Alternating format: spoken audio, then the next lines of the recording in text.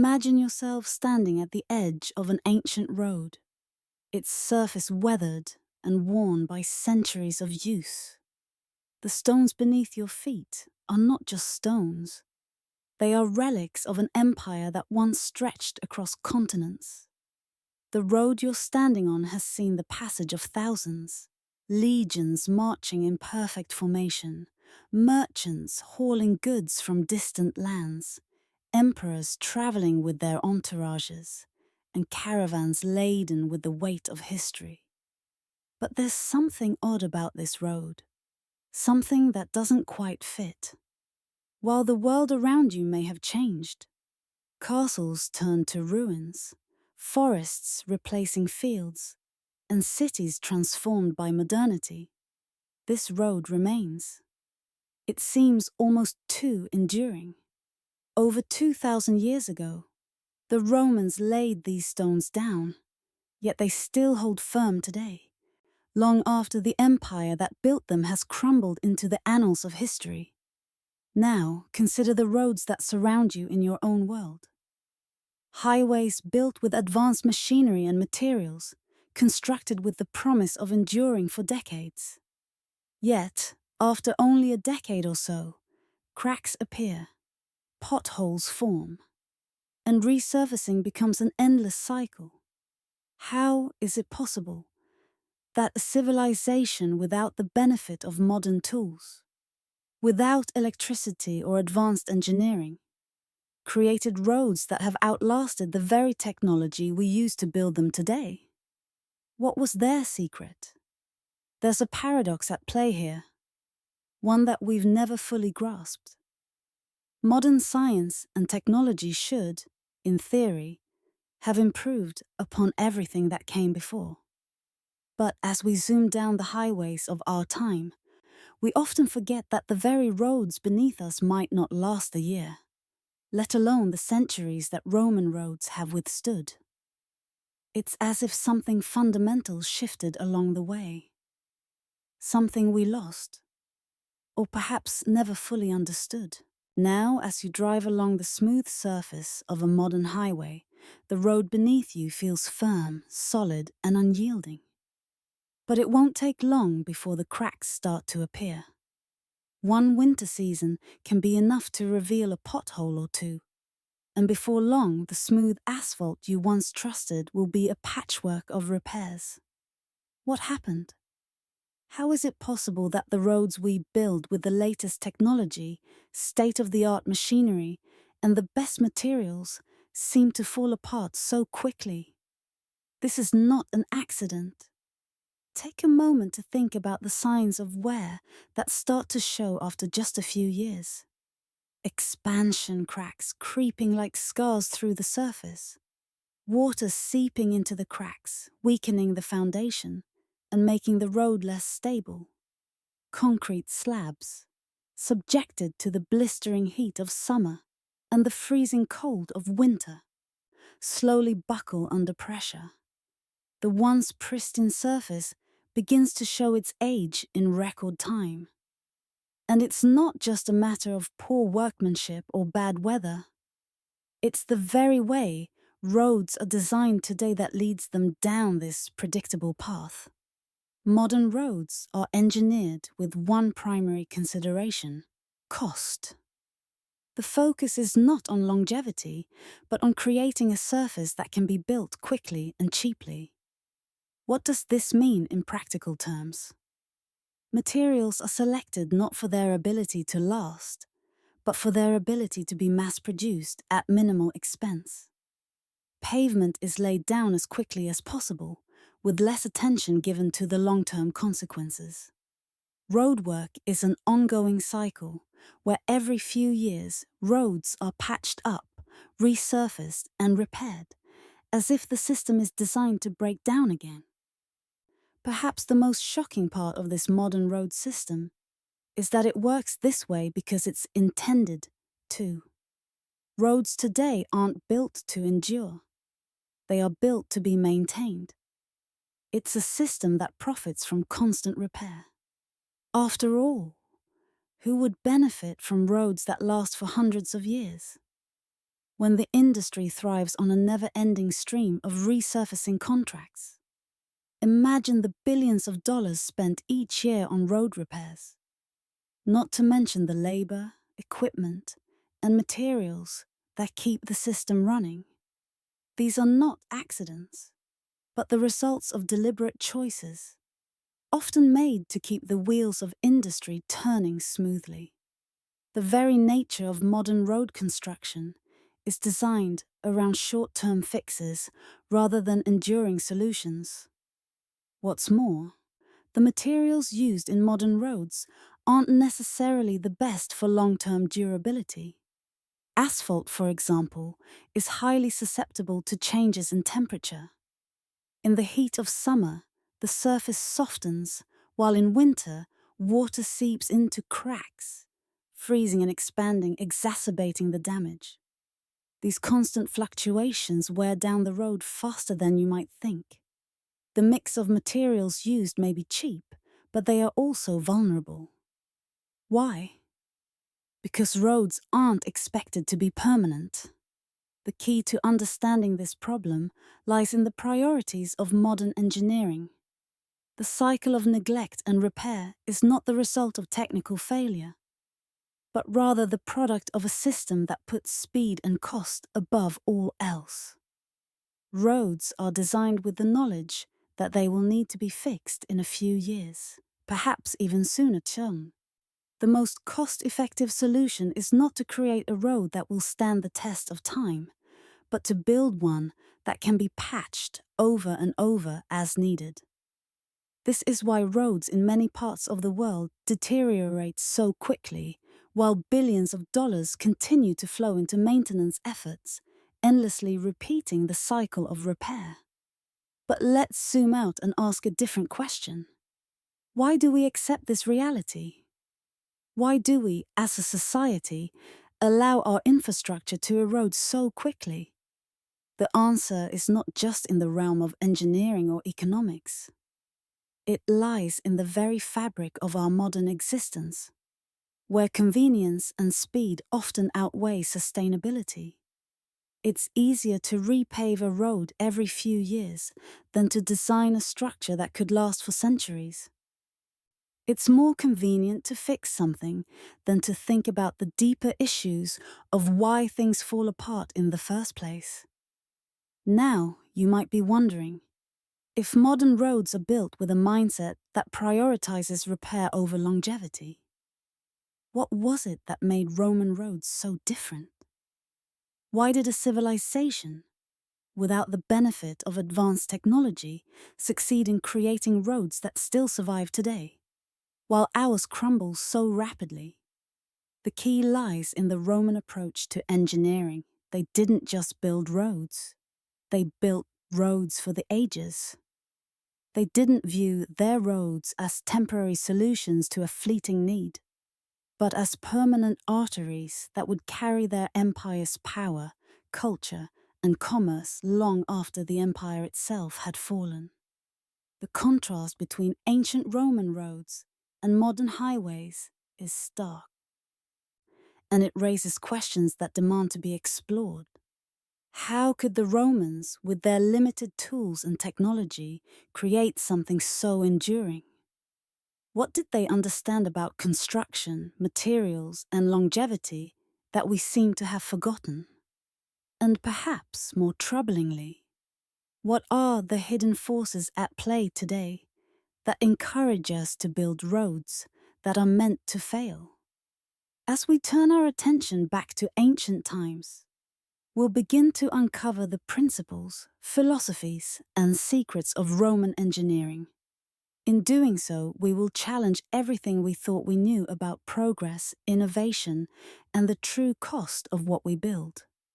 But first, let's dive deeper into the forces that shape our modern infrastructure and consider, what if the problem isn't that modern engineers can't build better roads, but that they're simply not meant to? The question now is, if modern roads fail for reasons that are so predictable, what made the Roman roads nearly unbreakable? The answers lie ahead, waiting to be uncovered. The Roman roads, now buried beneath layers of modernity, weren't just the products of a civilization's ingenuity. They were the physical manifestation of a belief that roads were meant to endure, to last, to be as permanent as the empire itself. Roads weren't just pathways for the present. They were arteries meant to carry the lifeblood of an empire for generations to come.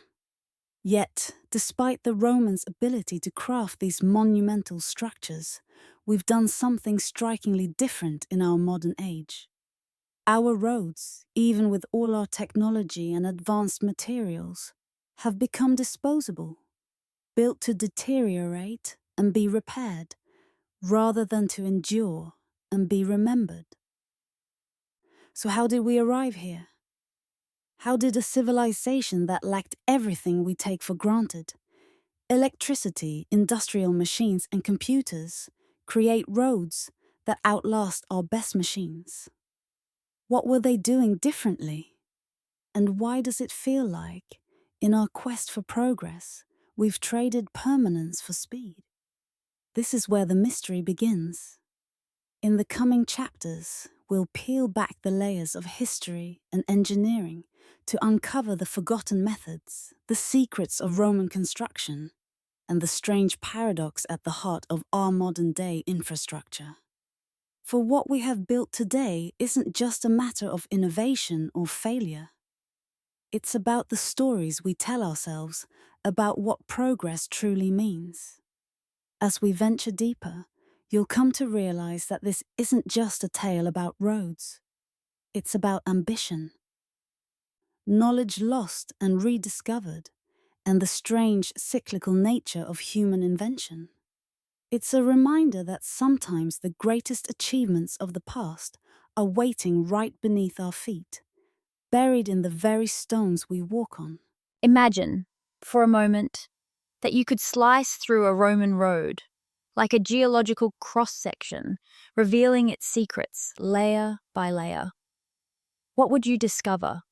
Beneath the weathered surface, beneath the stones worn smooth by millennia of footsteps and wagons, lies an engineering masterpiece. A carefully designed structure meant not just to endure time, but to defy it. At first glance, a Roman road might seem deceptively simple. A smooth, sturdy surface of massive paving stones, neatly aligned and tightly interlocking. Yet beneath this seemingly straightforward exterior, there exists an elaborate, multi-layered foundation. Each layer designed with specific functions that work in harmony to create a road that could withstand centuries of use, weather, and even warfare. The foundation begins deep beneath the surface, with a layer of statumen, large, flat stones laid directly on the ground. This isn't just a random collection of rocks. These stones form the base of the entire structure, providing stability by distributing weight evenly. They're carefully placed, each one fitting together like a jigsaw puzzle, locking the road into position and ensuring it remains level no matter what. Above the statumen, the next layer is ruderatio, a bed of compacted sand and gravel, placed to absorb moisture and prevent water from seeping into the roadbed.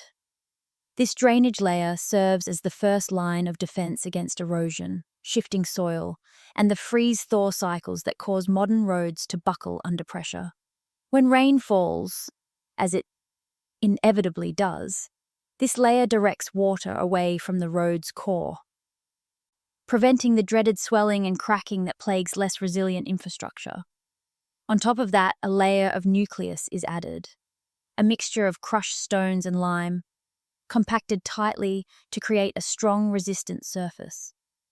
This layer serves to provide additional stability, while also offering resistance to the frost heave that would otherwise cause modern roads to crack and buckle in colder climates. Imagine, if you will, that this compacted layer is a kind of ancient insulation, acting not just as a structural support, but as a barrier against the forces of nature that would threaten the road's integrity over time. Finally, the crowning glory of the Roman road, the summa crusta, the top layer of massive flat paving stones. These slabs, some weighing several hundred pounds, are carefully placed, interlocked, and smoothed to form the durable surface we associate with Roman roads. These stones, often polished by centuries of use, are more than just functional. They're a testament to the Romans' mastery of design and engineering. These slabs were crafted to resist the weight of armies, the pressure of heavy wagons, and the relentless passage of time. Each layer of the Roman road serves a purpose, and together they form a structure that is greater than the sum of its parts. The key to understanding their enduring strength lies not only in the individual materials, but in how these materials work together. The Romans didn't just build roads, they built roads that confronted nature. They understood that a road was not just a pathway for travel, but a fortress, a barrier against the elements, the earth itself, and even the weight of empire. Consider the Romans' approach to frost, for example. While modern roads suffer from frost heave, where water beneath the surface freezes and expands, causing cracks and buckling, the Roman engineers had already solved this problem.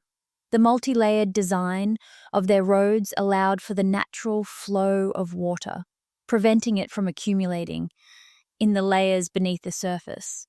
The carefully selected materials, such as the compacted sand and gravel, helped prevent freezing and shifting that would have otherwise caused catastrophic damage. Then there is the ever-present threat of shifting soil. Over the centuries, the earth beneath any road will inevitably move, settle, and change. The Romans anticipated this by creating roads that could shift with the earth without losing their integrity. The deep foundation allowed for slight shifts in the ground without the road's surface buckling. This is why many Roman roads still remain remarkably level, even in areas with unstable terrain. But it wasn't just natural forces that the Romans had in mind when they designed their roads. They also built these roads to withstand the pressures of empire. Literally, Roman roads were meant to carry legions, merchants, and heavy loads across vast distances. They were engineered to resist the ravages of time and the wear of countless feet and wheels. Roads were not simply utilitarian. They were also symbols of the empire's might and permanence. A road that could carry the legions from one end of the empire to the other was a road that could endure long after the empire itself had fallen into ruin. The Roman engineers had a remarkable ability to understand the land they were building on. Their roads were crafted not just with stone and gravel, but with an understanding of the earth itself, its movement, its behavior. They saw their roads as a part of the larger natural world, an extension of the landscape, shaped and molded by it, yet also capable of resisting its most destructive forces.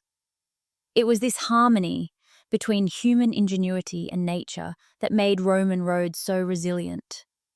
And yet this ancient wisdom has been lost to time.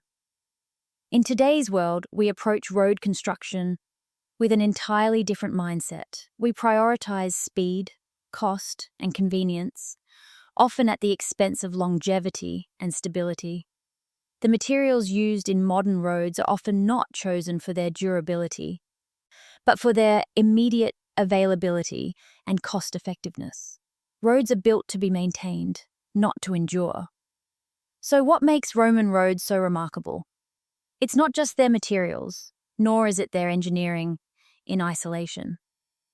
It's the way each layer was designed with a specific purpose, each one supporting the other to create a structure that could face the forces of nature, the pressures of empire, and the relentless passage of time.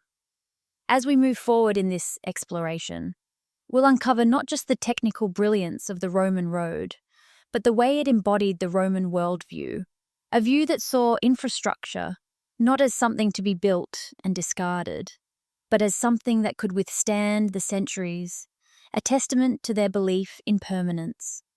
But all this engineering would have been for nothing without the materials that made it possible. As we delve deeper into the next chapter, we will see that the true genius of the Roman road wasn't only in its design, but in the materials they chose, and how those materials were carefully selected to stand the test of time.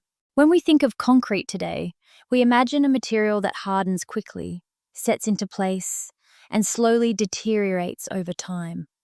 Roads built with modern concrete crack, fade, and crumble under the weight of the world. But the Romans, without the benefit of modern chemistry or industrial factories, used a concrete mix that did something astonishing. It didn't just survive the centuries, it improved with age. What if ancient concrete didn't weaken over time, but instead grew stronger every century? What if the very material used to build roads that stretch across continents could continue to endure because of the way it was crafted? The secret lies in the chemistry of Roman concrete, an ancient recipe that modern science is still trying to fully understand. At its core, the Roman concrete mix included 3 essential ingredients: volcanic ash, lime, and aggregates. Materials that, when combined in specific proportions, created something truly extraordinary. This mixture, when exposed to water, formed a chemical reaction that activated the material's latent strength. The Romans used volcanic ash, or pozzolana, a substance rich in silica, which was combined with lime and mixed with local aggregates such as sand or crushed stone. When mixed with water, the volcanic ash would react with the lime to create a material that hardened into a rock-like substance, capable of resisting the forces of nature, time, and human activity. What makes Roman concrete so remarkable is that it didn't just hold its own against the elements, it actually became stronger as time passed.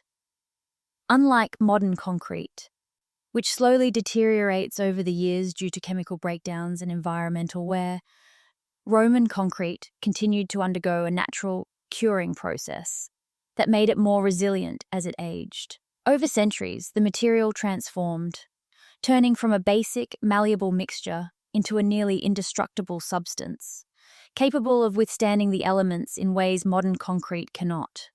Imagine the scene in ancient Rome: workers in simple tunics, their hands covered in dust, kneading mortar in large pits, mixing volcanic ash with lime and water. Their movements were rhythmic, almost meditative, as they carried buckets of this primitive yet powerful mixture along a half-finished road. They had no idea that what they were creating would outlast their own empire. Roads that would stretch across the landscape for generations to come, their surfaces worn smooth by time, but their foundations ever strong. The workers, though unaware, were creating something immortal.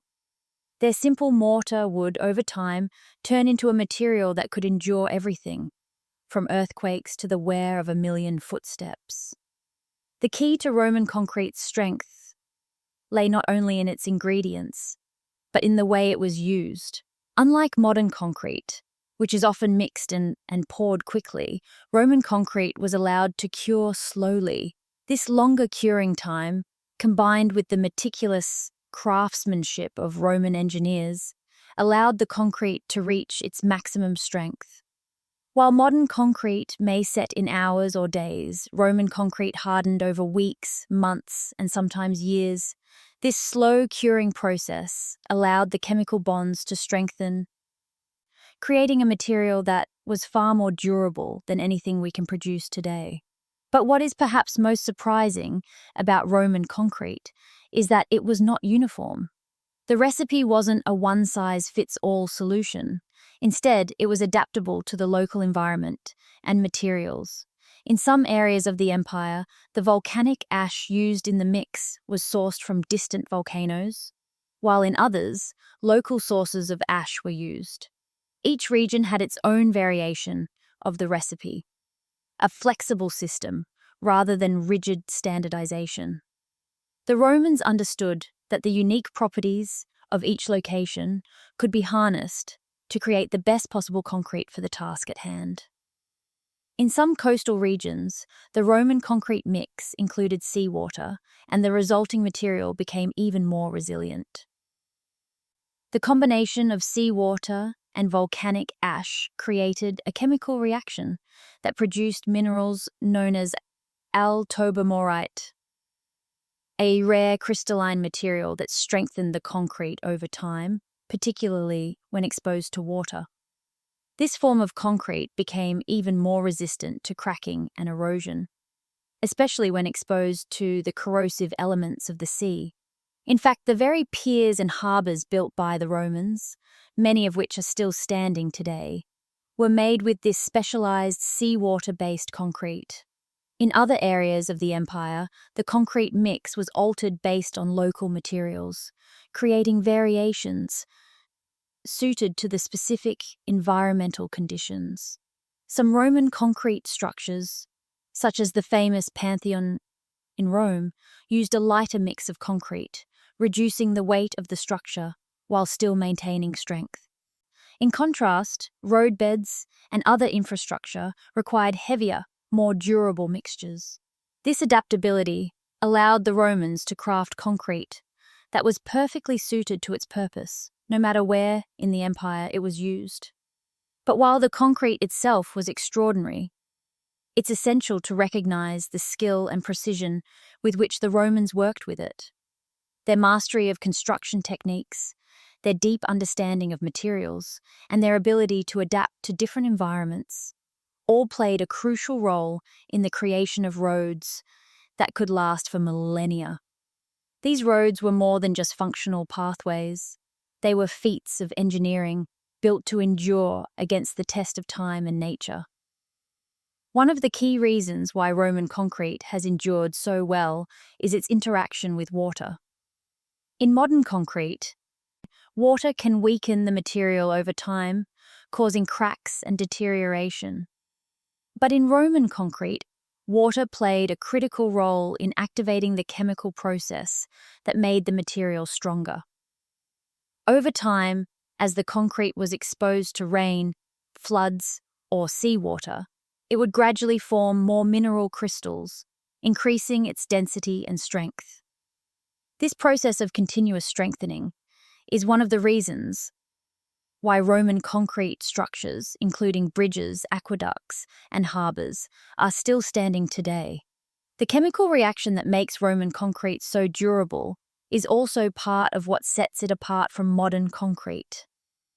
Modern concrete, which uses Portland cement as its primary binding agent, degrades over time due to a process called alkali-silica reaction, ASR, which leads to the formation of cracks and weakening of the structure. Roman concrete, on the other hand, was more chemically stable, and the minerals formed by the volcanic ash actually help seal any small cracks that might appear over time. The concrete effectively healed itself, turning small imperfections into an even stronger, more resilient surface. The story of Roman concrete is not just one of ancient innovation, but one of a deep understanding of nature's forces, an awareness of how materials interact with the world around them, and an unwavering belief in the durability of their empire. For the Romans, concrete wasn't just a building material. It was a symbol of permanence, of strength, and of their vision of a world that would last for centuries, long after the empire itself had faded away. As we transition to the next chapter, it's clear that the genius behind Roman concrete wasn't simply in its mix or ingredients. It was in the way it was designed to endure. The hands that crafted it, and the minds that understood its potential were the true architects of the empire's lasting legacy. The next step in this journey will take us beyond the materials themselves to the human hands and organizational brilliance that made these engineering feats possible. How did they organize such a vast empire to create this infrastructure? The answer lies in the mastery of their construction teams and the empire's relentless drive to connect and endure. When we think of the Roman Empire, we often think of its legions. Soldiers marching across vast distances, their shields held high, their spears gleaming in the sun. But what if I told you that these same warriors, trained for battle, were also the engineers, surveyors, and laborers responsible for one of the most impressive feats of infrastructure in history?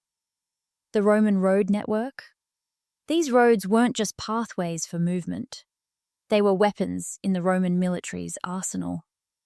Built with military precision and discipline, Roman roads served not just to connect cities, but to expand the empire, to enable rapid movement of troops, supplies, and information. They were the lifeblood of Roman expansion, crafted with the same meticulous attention to detail and relentless determination that the Romans applied to their military conquests. The construction of these roads was no small feat. It wasn't as if soldiers were handed a blueprint and told to follow the steps. Instead, every legion was trained in road construction as part of their standard duties. These soldiers weren't just fighters. They were craftsmen, engineers, and builders. As they marched across rough, untamed terrain, their skills in surveying and land preparation became just as crucial to the success of the empire as their combat abilities. Imagine a Roman legion, freshly mobilized for a campaign. Their mission isn't just to conquer new territories, but to secure them. The first step in any conquest was to build the infrastructure necessary to control and maintain that land. As the legion moved forward, soldiers would immediately begin the arduous task of preparing the ground for a road that would serve as the empire's lifeline. First, the terrain had to be surveyed. Roman engineers, who were also soldiers, used simple but effective tools, a groma, a surveying instrument used to establish straight lines, and a dioptra, a more advanced instrument for measuring angles. The precision with which these tools were used was astounding. Roman roads weren't built haphazardly. They were designed with military efficiency. Each curve, each slope, carefully planned to ensure smooth, rapid movement for future legions. Once the path was chosen, the soldiers would set to work.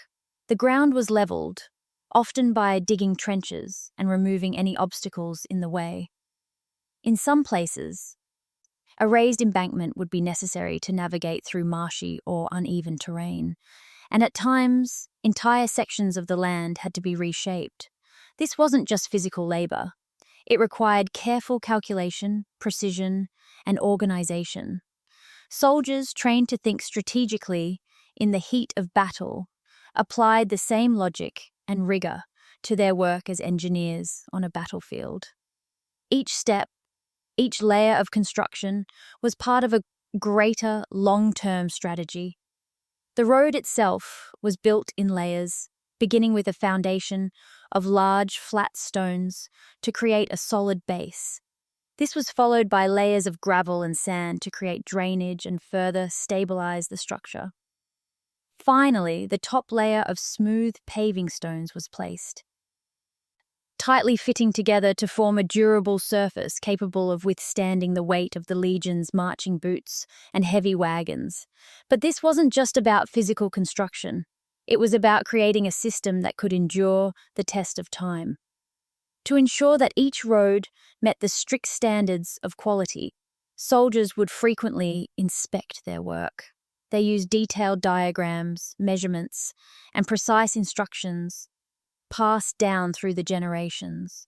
Each legion's road-building efforts were meticulously documented, with records kept of the road's design and condition. This attention to detail ensured that no road was ever left to deteriorate into disrepair. Each road was inspected regularly, with constant maintenance and repair to ensure that it remained usable for centuries. The military precision behind these roads wasn't limited to just construction. The logistics of maintaining them were just as meticulous. Soldiers weren't just deployed to build roads, they were also tasked with keeping them intact, even in the midst of military campaigns. As armies moved across the empire, maintaining these roads was as crucial as any battle strategy. Roman soldiers were often tasked with routine road patrols, checking for cracks, flooding, and other forms of damage. If a section of road was damaged or became unusable, a new team would be dispatched to repair it immediately.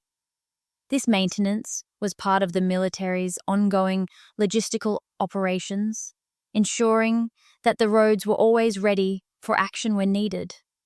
The road-building efforts of the Roman legions were a direct extension of the military's strategy.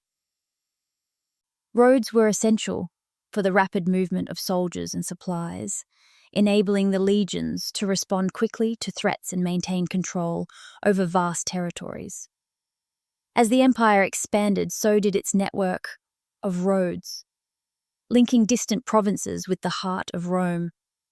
These roads became the veins of the empire, connecting its farthest reaches and allowing the empire to function as a unified whole. It's no surprise, then, that the roads were often constructed with the same precision and care that was applied to the empire's military campaigns. Each road was a strategic asset, a vital link in the military's grand design. As we consider the scope of Roman road construction, it's important to recognize the role these roads played in the Roman worldview. The Romans didn't just build roads to connect cities, they built them to conquer and maintain an empire.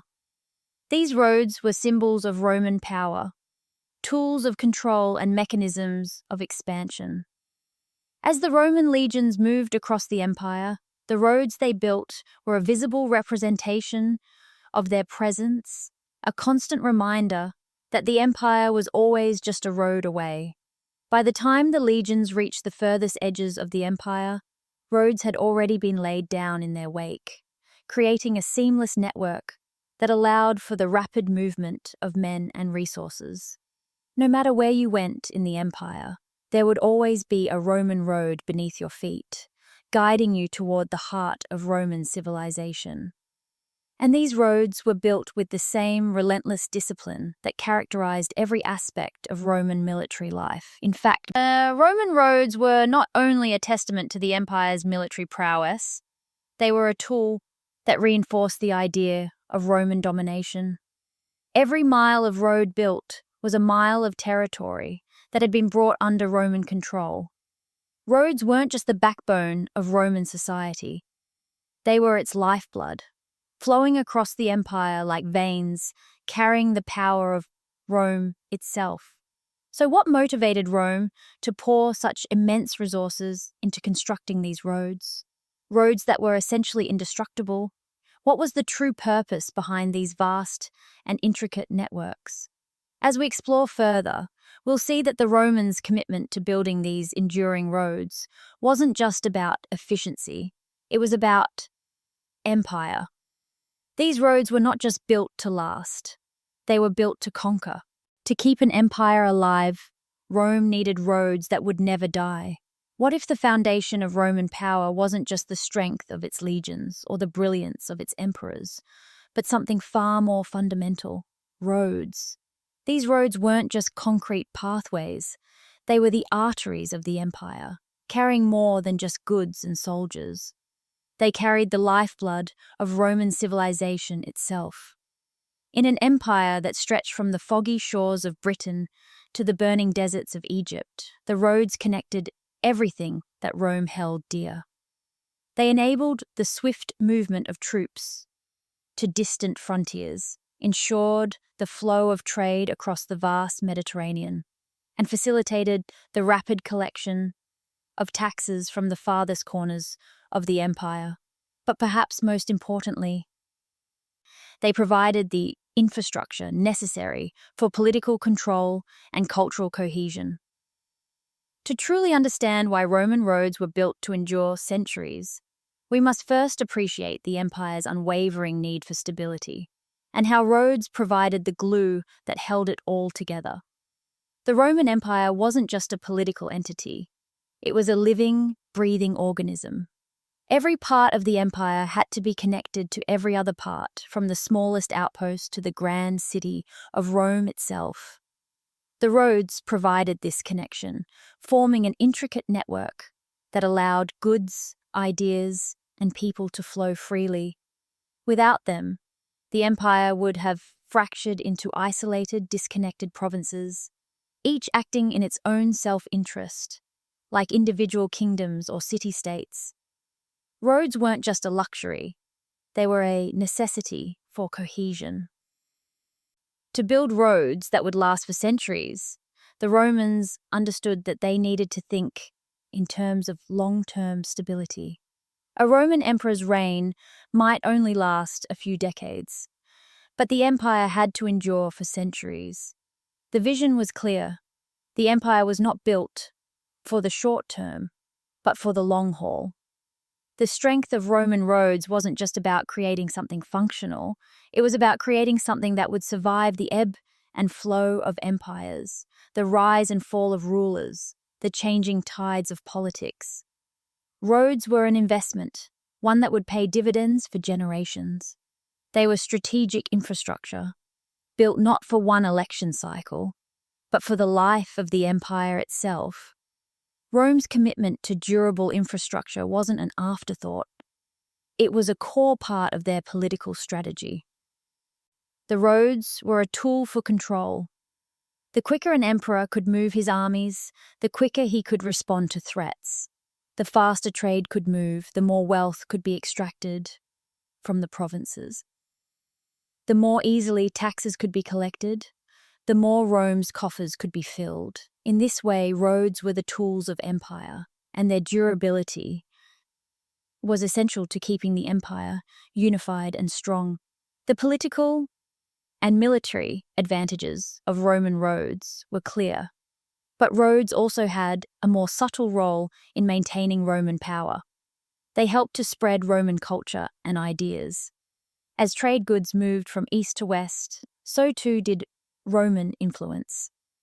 Every region connected by Roman roads became part of a larger unified empire, where Roman customs, language, and governance gradually spread. The roads weren't just physical infrastructure, they were conduits for Romanization, making distant lands feel like a part of the empire, even if they were thousands of miles away from Rome itself. To understand the genius of Roman roads, we need to look beyond their engineering marvels and appreciate the psychology of the empire builders. The Romans were not just thinking about the present, they were thinking about the future. They knew that their empire's success didn't just depend on military conquest or political power, it depended on stability. Roads provided that stability, and not just through military might, but by creating an enduring network that connected people, ideas, and resources. But the idea of roads as the empire's lifeblood goes even deeper.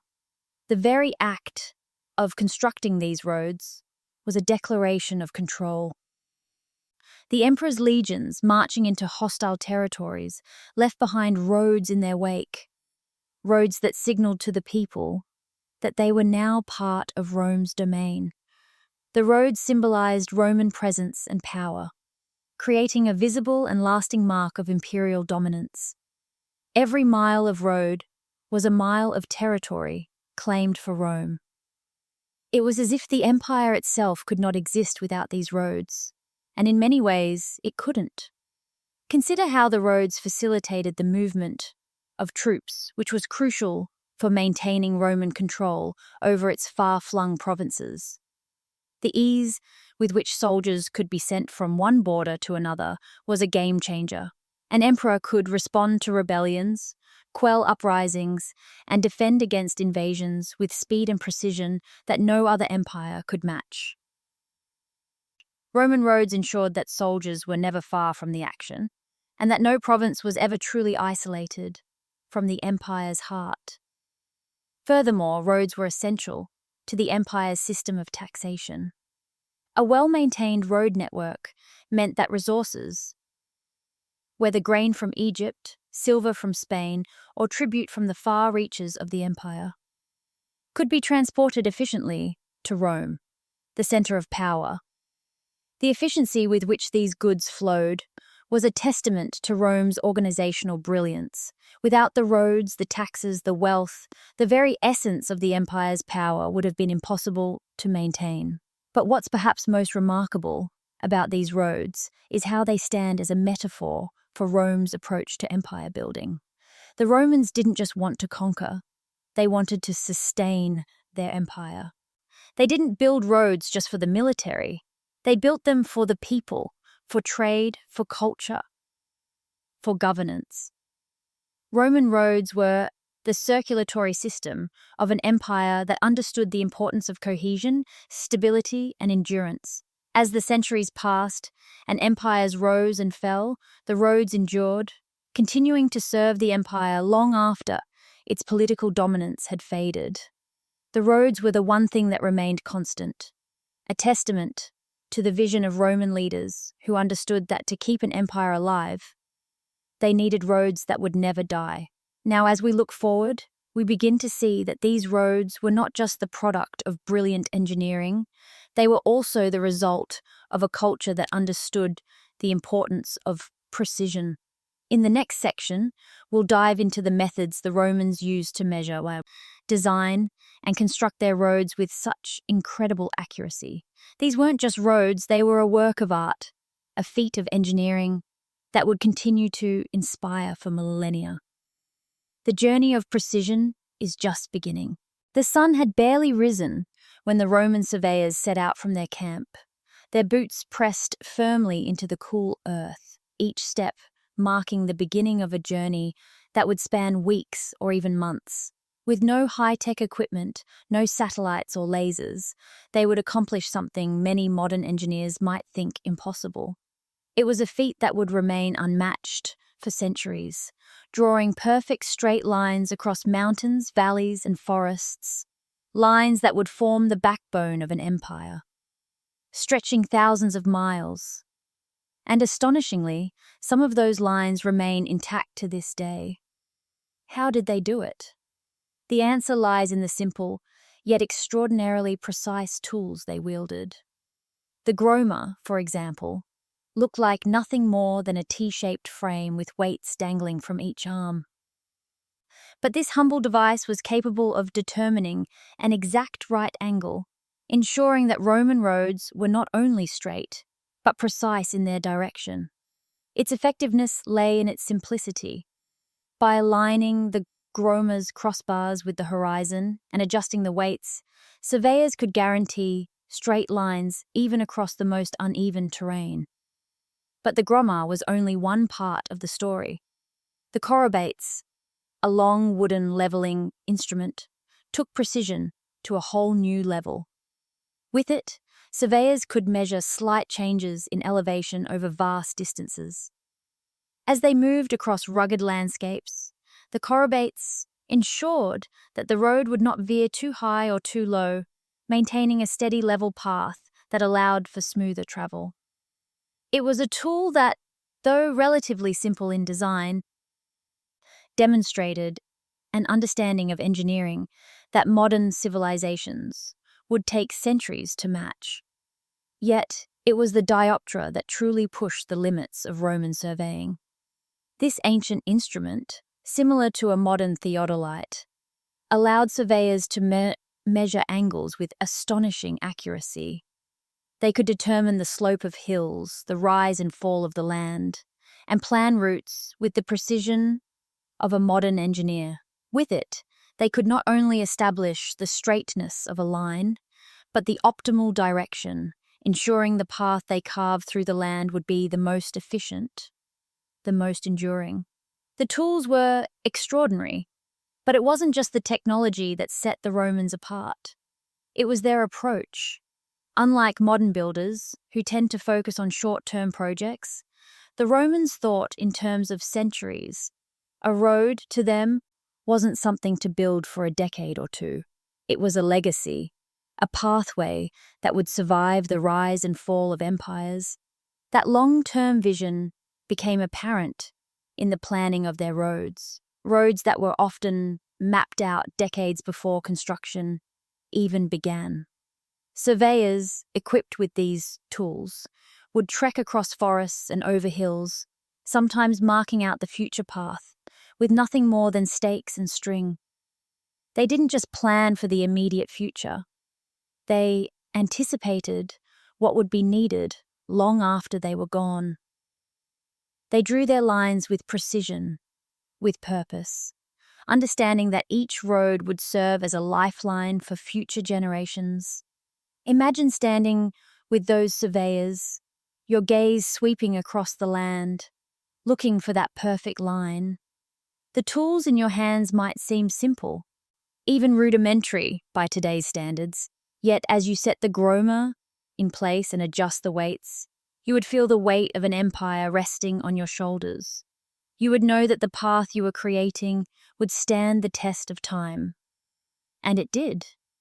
Roman roads are still with us today, often buried under centuries of new construction, but still there, hidden in plain sight.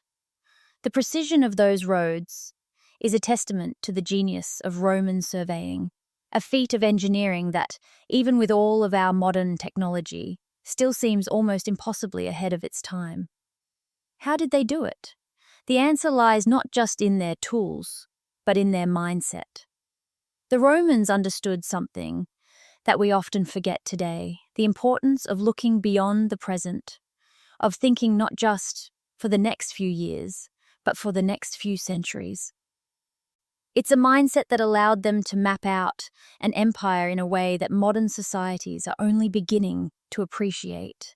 As the surveyors left their marks on the earth, they knew the paths they carved would endure. And even now, thousands of years later, we still marvel at the precision of their work.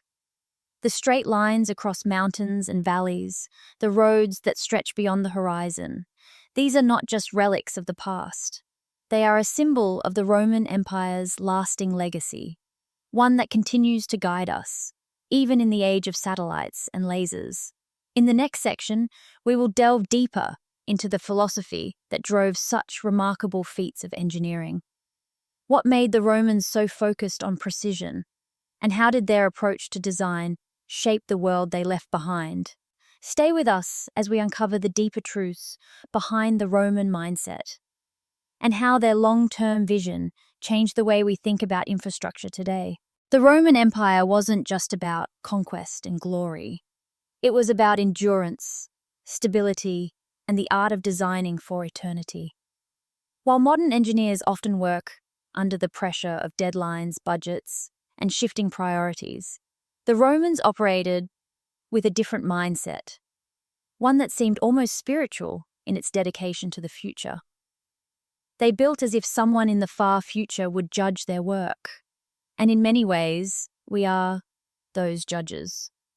Roman roads were not simply constructed to serve the immediate needs of the empire.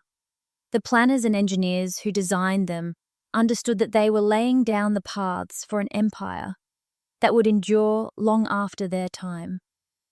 They didn't think about how the roads would serve the empire for a decade or two. They thought in terms of centuries. In this way, the Romans imbued their infrastructure with a sense of duty, not just to their own generation, but to the people who would follow them, people they would never meet. One of the most remarkable aspects of Roman road construction was their approach to overbuilding. When the Romans planned their roads, they didn't just construct what was necessary for the time. They intentionally added extra width, deepened foundations, and ensured the roads had superior drainage. It was an act of foresight, designed not just for today's travelers, but for the weight of future generations. Even the busiest Roman roads were designed with redundancies.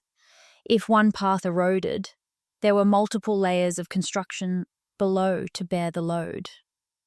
The roads were engineered to handle more than what was immediately required, ensuring that they would withstand the test of time. The same approach was applied to their bridges, aqueducts, and even their public buildings. It wasn't about building to the precise need of the moment. It was about building with the understanding that the future would demand more. Every stone placed, every layer of gravel laid down, was done with a sense of commitment, not just to the present, but to those who would follow. Roman roads were more than just transportation routes. They were an architectural oath to the future. This mindset may seem alien to us today. In a world dominated by quarterly reports, annual budgets, and the need for quick returns on investments, the idea of building with such expansive foresight feels almost otherworldly. But for the Romans, it was part of their philosophy of empire. They believed that the empire wasn't just a fleeting moment in time. It was a continuous thread that connected generations. To them, infrastructure wasn't just about providing for the present. It was about creating something that would stand as a testament to their civilization for millennia. The roads they built were not only functional, they were designed to be symbols of Roman endurance. Imagine a road not built for the needs of today, but for the needs of people in the distant future. Roads that could support armies, merchants, and travelers for centuries, as relevant to the world of tomorrow as they were to the world of Rome's glory days. This philosophy extended beyond mere functionality. It was a reflection of the Roman worldview. The Romans didn't just build to serve the needs of the moment. They understood that they were part of a much larger continuum. This was a civilization that thought not in terms of decades, but in terms of millennia. They built for the ages, even if they would never be around to see the fruits of their labor. And it wasn't just about making things sturdy. It was about making them last in a world that was constantly changing. The foundations of Roman roads were laid with an understanding of the changing landscape of an empire, of the rise and fall of political power, the shifting climates, and the unforeseen disasters that might strike. To counter these inevitable challenges, the Romans over-engineered their infrastructure. They made sure that their roads could withstand not only the weight of chariots and soldiers, but the forces of nature, the ravages of time, and even the effects of the inevitable collapse of their own empire. Roman roads were more than mere functional pathways. They were a statement of intent, an offering to the future. It's as if the Roman engineers knew that their work would one day be the foundation upon which future generations would build, and that their legacy would endure far beyond their own time. They weren't just thinking about their needs. They were thinking about the needs of people who might be living 1,000 years later. And in that long-term thinking, they demonstrated a foresight and a sense of responsibility that feels almost spiritual. When you walk the streets of Rome or stand on the remains of a Roman road, it's as if you're stepping into a world where time itself is measured differently, where the horizon stretches endlessly, and the work you do is not for today, but for a future you'll never see. As we step into the next section, we'll explore the secret weapon of Roman durability, their mastery of water management. Roads that last for centuries aren't just built on stone. They are built on an understanding of how to control and direct nature. Stay with us as we unravel the ancient secrets of Roman drainage and water control, and discover how these innovations were key to their infrastructure's survival. Picture this. It's a quiet, rainy afternoon. The sky darkens as raindrops begin to fall, each one slipping through tiny cracks in the pavement. They were small at first, almost insignificant, until, over time, the water begins its work. Beneath the surface, a subtle transformation is taking place. The cracks widen and the water seeps deeper, filling gaps where the road's foundation was once solid. With every passing day, the frost freezes and expands beneath the surface, and an underground spring shifts the very soil beneath. creating hidden voids. At first glance, everything appears fine. But if you look closely, there's a quiet tension beneath the road's surface, a slow, invisible erosion that over months or even years turns a once reliable path into a crumbling, fractured mess. What began as a small crack becomes a pothole. The pothole widens and the surface buckles. The road, once a smooth, uninterrupted way forward, becomes a maze of fractures and bumps. This is the unseen enemy, water. It's not the weight of the vehicles, nor the traffic, nor even the relentless passage of time that causes most roads to fail. It's the presence of water, always present, always waiting for the perfect moment to strike. Modern engineers are constantly battling this hidden force. From the freeze-thaw cycles that ravage asphalt in colder climates to the hydrostatic pressure that builds up beneath the surface, roads are in a constant struggle with an element that is both patient and relentless. Water doesn't rush to destroy. It works slowly, invisibly, quietly. It slips into cracks, expands beneath surfaces, and shifts the earth underneath. It creates voids that weaken the road's foundation, leading to the familiar sight of potholes, cracks, and surface degradation. The freeze-thaw cycle is a particularly insidious force. Water seeps into the cracks in the road, and when temperatures drop, it freezes and expands. This expansion exerts incredible pressure, pushing apart the surrounding material. When the temperature rises again, the water melts and the cracks remain slightly larger than before. Each freeze and thaw widens the gaps just a little more until the road surface gives way. It's a process so gradual that we often don't notice until it's too late. But water doesn't just work its magic above the surface. Beneath the pavement, water has another trick up its sleeve: hydrostatic pressure. When water accumulates beneath a road, it can create immense pressure that pushes up from below, destabilizing the structure. This pressure, along with soil displacement, creates voids that can sink or crack the road. Even the most carefully constructed highways and streets are vulnerable to the shifting, unpredictable movements of water beneath them.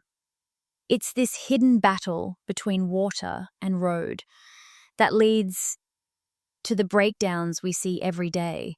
A road can look perfectly fine from the surface, yet beneath the asphalt, an invisible war is being waged.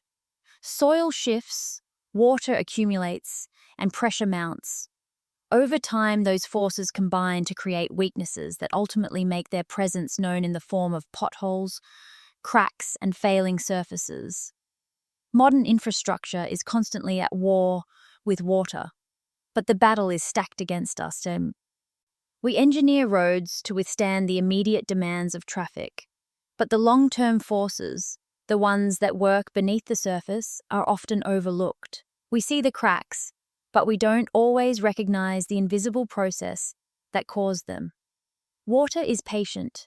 It works quietly, waiting for its moment to reveal its damage. And once it begins, the process can be unstoppable. This is the reality most modern engineers face: roads that are constantly under siege from an invisible enemy.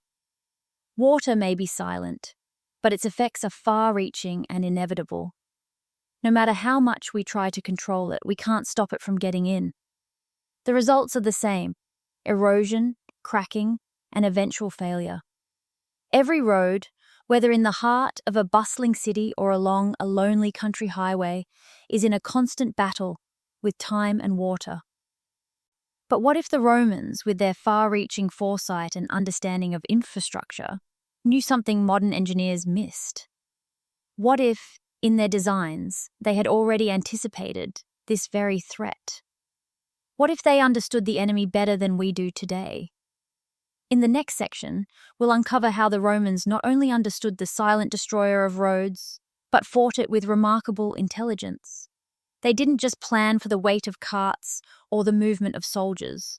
They planned for water, Stay with us as we explore how Roman drainage and water control systems turned the tide in this hidden war, allowing their roads to endure for millennia. Imagine a quiet Roman road stretching across a hillside after a heavy rainstorm. As the storm subsides, the sky clears, but the ground remains wet, water pooling at the base of the road. For most roads, this would be a problem. The water would infiltrate the pavement, erode the edges, and weaken the foundation beneath. But not here. As you walk along the Roman road, you notice the subtle curve of the surface, the gentle crown at the center. This slight rise, barely noticeable at first, is part of a brilliant design. The water doesn't linger, pooling in puddles or sinking into the stone. Instead, it is gently guided to the edges, where carefully constructed ditches and drainage channels catch it, guiding it away from the road. What seems like a minor detail is actually one of the Roman Empire's greatest engineering triumphs, their extraordinary understanding of drainage. Beneath the stone surfaces of Roman roads was an intricate system that allowed the roads to survive centuries of wear, rain, and time itself. The Romans didn't just build roads for today. They built them with the future in mind, anticipating the destructive power of water and designing ways to prevent it from ever damaging their infrastructure. At the core of their success was the almost obsessive attention to gradients. A Roman engineer would adjust the angle of the road by fractions of a degree, ensuring that water would flow smoothly off the surface rather than pooling in cracks and crevices. Even the slightest miscalculation in slope could lead to erosion. But the Romans understood that precise grading was crucial. Roads weren't just built with a flat surface. They were crowned, slightly raised in the middle, to encourage water to run off naturally. This wasn't a luxury or an afterthought. It was foundational. Every Roman road, from the Grand Via Appia to the lesser-known trade routes, was designed to be self-draining.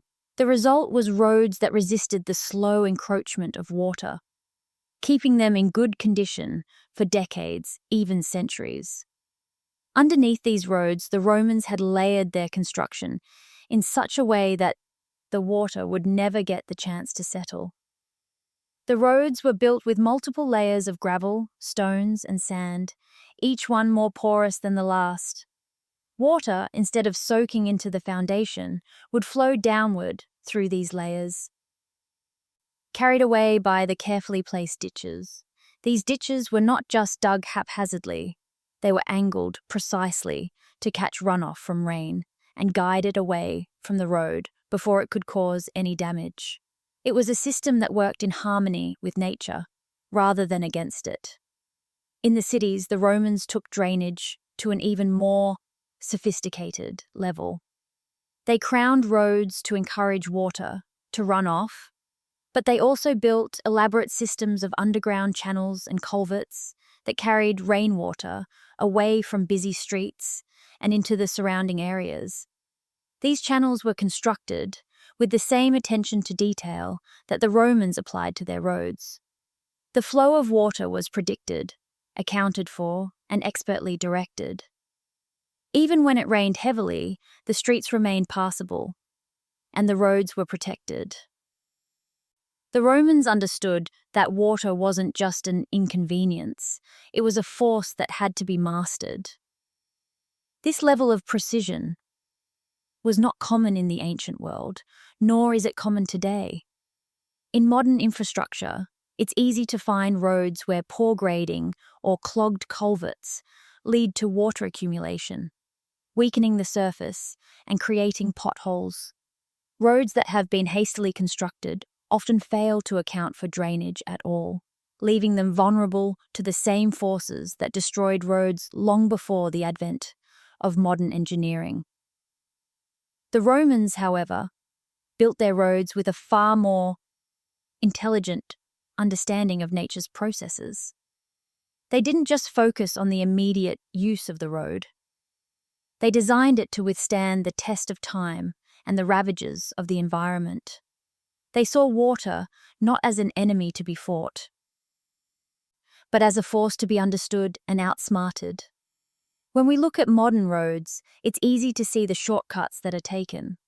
Engineers may not spend as much time on grading or drainage as the Romans did, opting for cheaper materials and faster solutions. The consequences are evident. Roads that degrade more quickly, that crack and break, unable to handle the wear and tear of weather. But in Roman engineering, these issues were never an afterthought. Every aspect of road construction, from the crown of the surface to the precise angles of the drainage channels, was carefully considered to ensure that the road could endure for centuries, not just a few decades. Water, to the Romans, was not a force to be ignored or worked around. It was a natural element that could be harnessed. They understood that if they could control the flow of water, they could ensure the survival of their infrastructure. And this wisdom went far beyond roads. Roman aqueducts, buildings, and even their baths were all designed with a deep respect for water, not just as a resource, but as a powerful force that needed to be managed with care. Their engineering was rooted in a profound understanding of the environment, a recognition that nature must be accounted for, not fought against. In this way, Roman roads were a perfect fusion of form and function. They didn't just serve as pathways for armies or merchants. They were meticulously crafted systems designed to coexist with the land. The Romans knew that the secret to longevity wasn't just in the strength of the material, but in the wisdom to understand the forces that would wear it down. And by designing with those forces in mind, they ensured that their roads would last far longer than any other civilization's infrastructure before them. As we move forward, we'll dive deeper into how the Romans applied this same philosophy of environmental control to their cities, their architecture, and even their military strategies. Stay with us as we uncover the breadth of Roman engineering genius, how their obsession with controlling the natural world helped them build an empire that lasted for centuries. Imagine standing on a Roman road, your feet resting on the stone-paved surface, the weight of centuries pressing down upon you. But beneath this seemingly unshakable foundation, something extraordinary is happening. The ground beneath your feet is alive. It shifts, it moves, it breathes. The soil contracts and expands, its form constantly changing with the seasons, reacting to the moisture in the air, the heat of the sun, and the chill of the night. It's an unpredictable, dynamic system. A far cry from the rigid foundation that most modern roads sit on today. Modern engineers often build roads as if the ground below is static, a solid, unchanging base that will hold everything in place. But nature has its own plans. The soil moves, it breathes, and when the road is constructed, without considering this movement, cracks and breaks are inevitable. The earth shifts ever so slightly, and before long, what once seemed like a perfectly stable road begins to fracture, buckle, and sink. The more rigid the road is built, the more it resists the natural changes below, and the more vulnerable it becomes to collapse. The Romans, however, understood this principle intimately. They saw the ground not as something to resist, but as a partner in their engineering. Their roads were designed to move with the earth, to flex, to adapt. The solution lay in the innovative, multi-layer construction that defined Roman roadways. Far from being an afterthought, this layered design was the key to their success. The roads were built like shock absorbers, each layer performing a specific role, all working together to absorb and disperse the forces that acted upon them. The flexibility of this structure allowed the roads to shift with the natural movements of the earth, ensuring they wouldn't crack or collapse under pressure. This multi-layer design started with the foundation. The Romans would dig down, clearing the earth to a solid base. Then they would begin layering materials. First, large stones, followed by smaller rocks and gravel, and finally a layer of compacted sand or clay. Each of these materials had a purpose. The larger stones created a strong, stable base, while the smaller rocks and gravel allowed for drainage and flexibility. The final layer of sand or clay was compacted tightly, providing a smooth surface. It was a system that worked in harmony with the land, responding to its movements rather than trying to fight against them. The Roman road, in its layers, acted like a living organism, adapting to the changes in the ground beneath. When the earth expanded or contracted due to temperature or moisture shifts, the road did not break, it flexed. It absorbed the forces, spreading them out across the layers, ensuring that no one part of the road would bear the full weight of the earth's movement. In this way, the road remained intact, even as the land beneath it shifted and changed. One of the most striking examples of this adaptability is the Roman roads built over marshland and soft, unstable soil. Modern engineers might shy away from such terrain, knowing that traditional foundations would collapse under the weight of the earth's constant shifting. But the Romans didn't shy away, they adapted. Over marshes, they built roads on top of wooden piles, creating a floating foundation that could flex with the shifting land below. In areas prone to volcanic activity or earthquakes, they used layers of ash and pumice, which could absorb shock and pressure. The Romans didn't just build roads to withstand the earth, they built them to respond to it, to bend without breaking, to remain functional no matter the terrain. In volcanic regions, the Romans used the very materials that made the ground unstable to their advantage. Layers of pumice and volcanic ash, which might seem like an obstacle, were incorporated into the road's construction. These materials allowed the road to be both stable and flexible, enabling it to handle the shifting ground without cracking or breaking apart.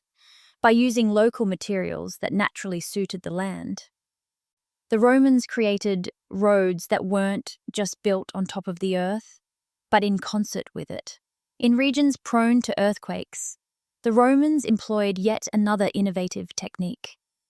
They built their roads with a series of embankments and retaining walls, using stone-filled trenches to create a stable base that could absorb the shocks of seismic activity.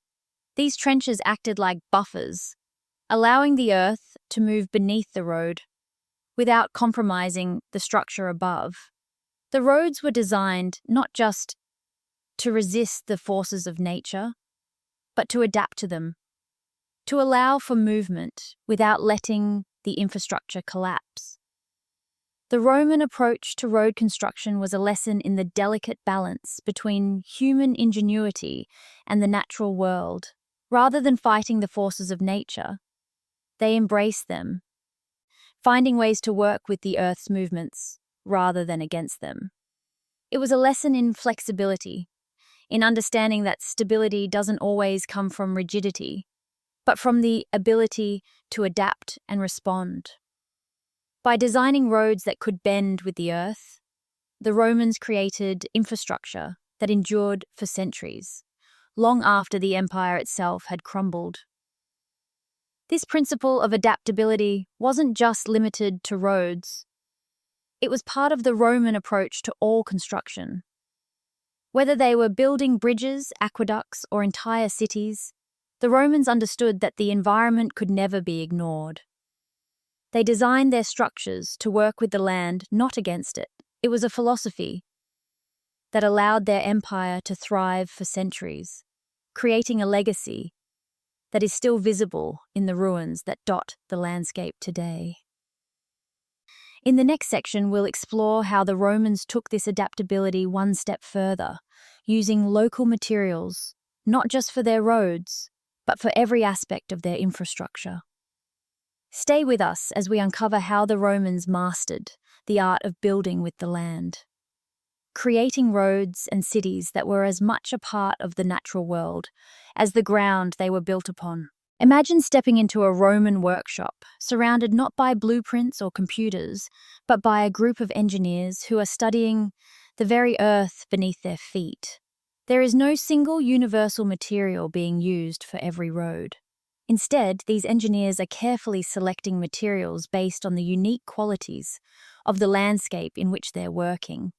In volcanic regions, they reach for ash-rich mixtures, which not only provide stability, but also flexibility. On mountainous terrain, they gather abundant stone fragments, pieces that will form the backbone of the road's foundation. Along river valleys, they collect gravel and sand, using them to create roads that can withstand water runoff while remaining firm and compact. This wasn't a coincidence. The Romans understood that the key to lasting infrastructure wasn't just about raw strength, it was about harmony with the environment. Every region offered its own unique set of materials, and the Romans learnt to work with those materials in a way that modern engineers often overlook. Rather than imposing a foreign structure on the land, they adapted to it, blending their roads into the very fabric of the earth. They didn't standardize materials across the empire. They chose the right material for the right place. The Roman approach to construction was like that of a botanist carefully studying the soil, the climate, and the landscape before deciding what to plant. But instead of plants, the Romans were planting roads, studying the geological temperament of each region to select the perfect building blocks for their paths. They understood that materials that worked in one region might not work in another. The composition of the soil, the moisture content, the landscape's natural shifts. All these factors played into the decision-making process. A road built with the wrong material in the wrong place would inevitably fail. By tailoring their approach to each landscape, the Romans ensured that their roads were suited to the land, rather than trying to force the land to conform to their designs. Take, for example, the volcanic regions of Italy, where roads were often constructed with a mixture of ash, pumice, and other volcanic materials. These substances were not only abundant, they had natural properties that allowed them to flex with the ground beneath. When combined with other layers of gravel and compacted soil, they created roads that could absorb shock from seismic activity while maintaining stability. The porous nature of the volcanic materials helped drain water quickly, preventing erosion and keeping the road intact, even when the earth itself was shifting. In the mountainous regions, Roman engineers used fragments of stone, sometimes broken directly from the surrounding rock. These stones, naturally shaped by the forces of nature, were ideal for road construction in the rugged terrain. The broken edges interlocked perfectly, creating a solid foundation that was able to withstand the weight of armies and trade caravans, all while adapting to the slopes and valleys of the mountains. This wasn't just clever. It was an elegant solution to a problem that many modern roads struggle to solve: building in a way that complements rather than resists the natural landscape. Along the river valleys, the Romans relied on gravel and sand, materials that could easily be found along the riverbeds. These elements provided a natural foundation for roads, allowing water to flow around them without washing them away. The Romans took full advantage of the natural watercourses, constructing drainage systems that directed runoff away from the roads, preventing flooding and erosion. The materials chosen for these roads weren't arbitrary. They were precisely what the land demanded. Gravel, sand, and river rocks fit the bill, forming a foundation that would not only last but improve over time. Now here's the "wait, what?" moment. Roman roads often improved over the centuries.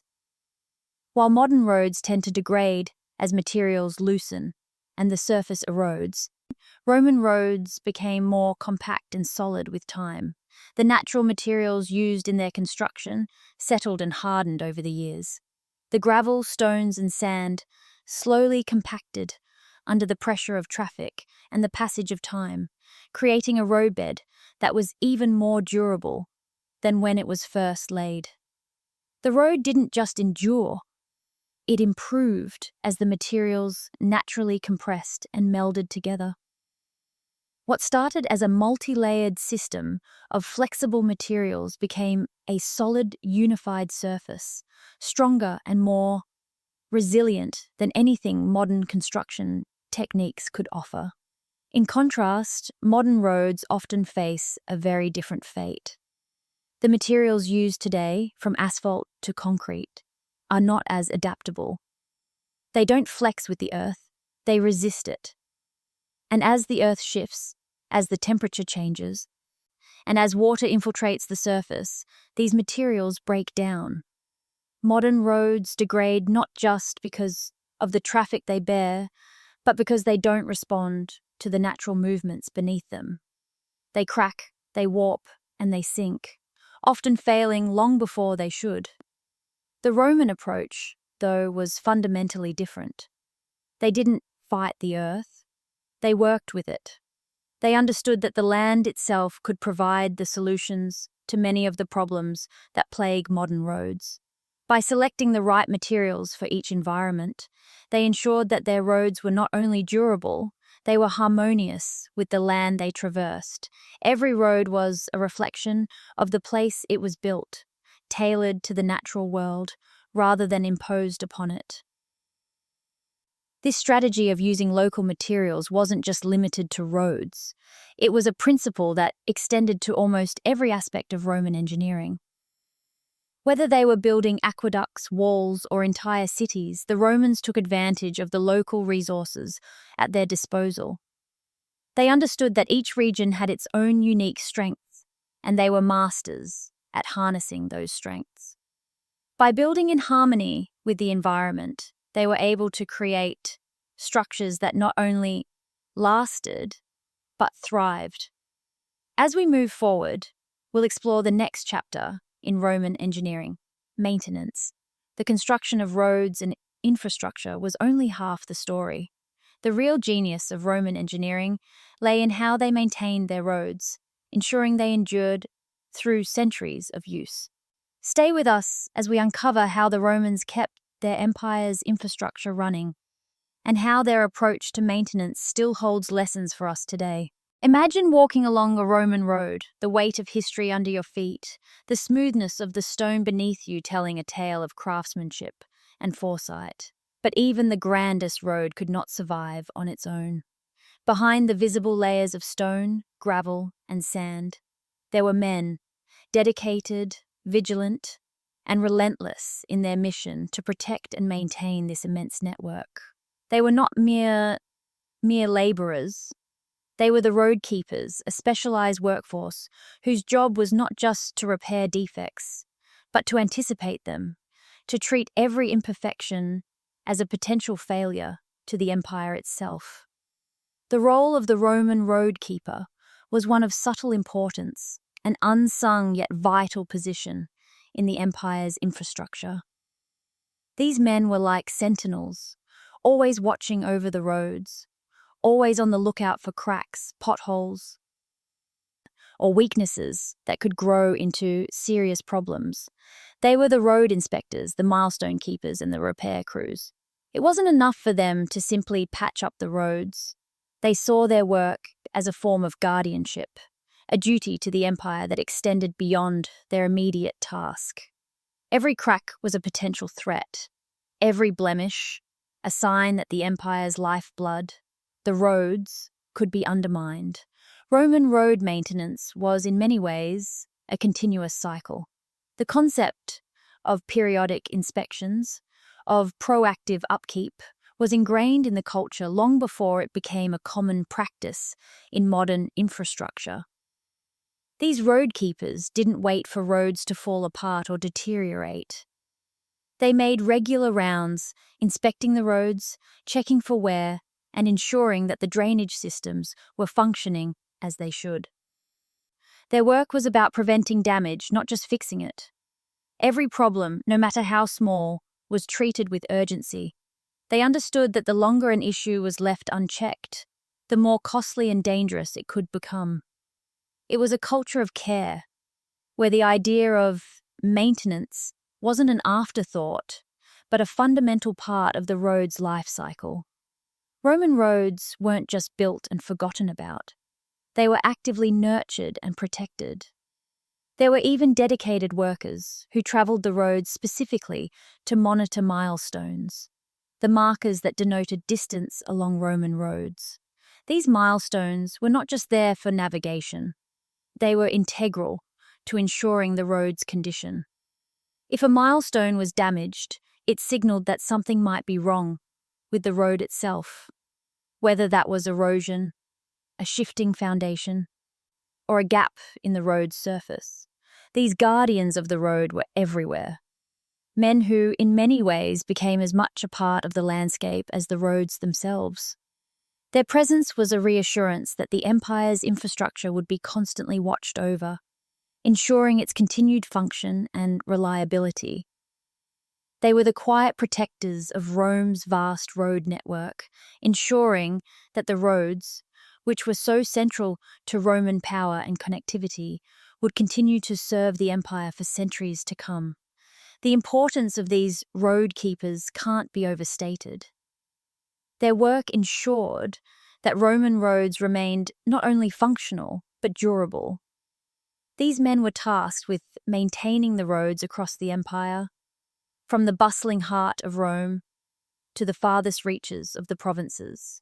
Their role was essential to the empire's ability to move armies, merchants, and messages across such vast distances. Without them, the intricate system of Roman roads would have deteriorated quickly under the wear and tear of time, traffic, and the elements. But it wasn't just about fixing damage. The Roman road keepers were specialists in their own right. Their training and expertise were key to understanding how to maintain roads over the long term. They didn't rely on guesswork or rudimentary repairs. Instead, they employed sophisticated methods, passed down through generations, to ensure that every road remained safe, stable, and capable of supporting the empire's needs. They used local materials, just as the engineers had done during construction, understanding the best way to mend roads depending on the terrain and the resources available. This knowledge was passed on, cultivated, and cherished within Roman society, creating a workforce that could effectively maintain the vast network of roads that made the empire so powerful. The proactive nature of this maintenance culture stands in stark contrast to the reactive approach seen in modern infrastructure. Today, roads are often left to deteriorate until the damage is too severe to ignore. Potholes, cracks, and wear are addressed only after they become visible, when the damage is already done. It's a cycle of repair and patchwork where the focus is on fixing what's broken rather than preventing damage in the first place. In contrast, the Romans understood that infrastructure was a living entity, one that required constant attention and care. Their proactive maintenance culture ensured that the roads didn't just survive, they thrived. The work of the road keepers allowed the empire to function smoothly, even as it expanded and evolved over the centuries. The roads were not just structures, they were lifelines that connected the empire, and the road keepers were the silent guardians, ensuring that those connections remained intact. As we move into the next section, we will explore how this proactive maintenance culture of the Romans contrasts sharply with the reactive repair cycles we often see today. The Roman approach to keeping their roads in perfect condition was not just about addressing immediate issues. It was about foreseeing problems before they arose and preventing them from ever happening. Stay with us as we delve into the long-term approach that made the Roman road network one of the most enduring systems in history. Imagine standing in the middle of a bustling, modern city, surrounded by the concrete and asphalt highways that keep the world moving. The roads, built with the latest technology, the most advanced materials, and the expertise of a global engineering community, seem like the epitome of progress. Yet beneath the surface of these roads, something is missing, something that was an integral part of Roman engineering, the art of preventative care. Today, our infrastructure is often treated like a disposable commodity, a product of convenience rather than an enduring legacy. Roads, once symbols of civilization, now face the threat of rapid decay simply because we have stopped caring for them in the same way the Romans did. Unlike the Roman Empire, where roads were carefully maintained by dedicated road keepers, whose sole purpose was to ensure the road's longevity, modern infrastructure maintenance is fragmented and reactive. Road repairs today often happen only after visible failure. A pothole, a crack, or a surface that has eroded to the point of being dangerous. And by then, the damage is often irreparable, requiring costly and disruptive work to fix what could have been prevented with a more proactive approach. In the modern world, roads are not nurtured. They are patched up, repaired when necessary, and then left to deteriorate again. This approach reflects a much broader issue in our society: a lack of long-term care and investment in the things that keep our world running. The difference between Roman and modern road maintenance isn't simply about the tools or the materials used, it's about the mindset. The Romans understood that infrastructure was not just a physical structure.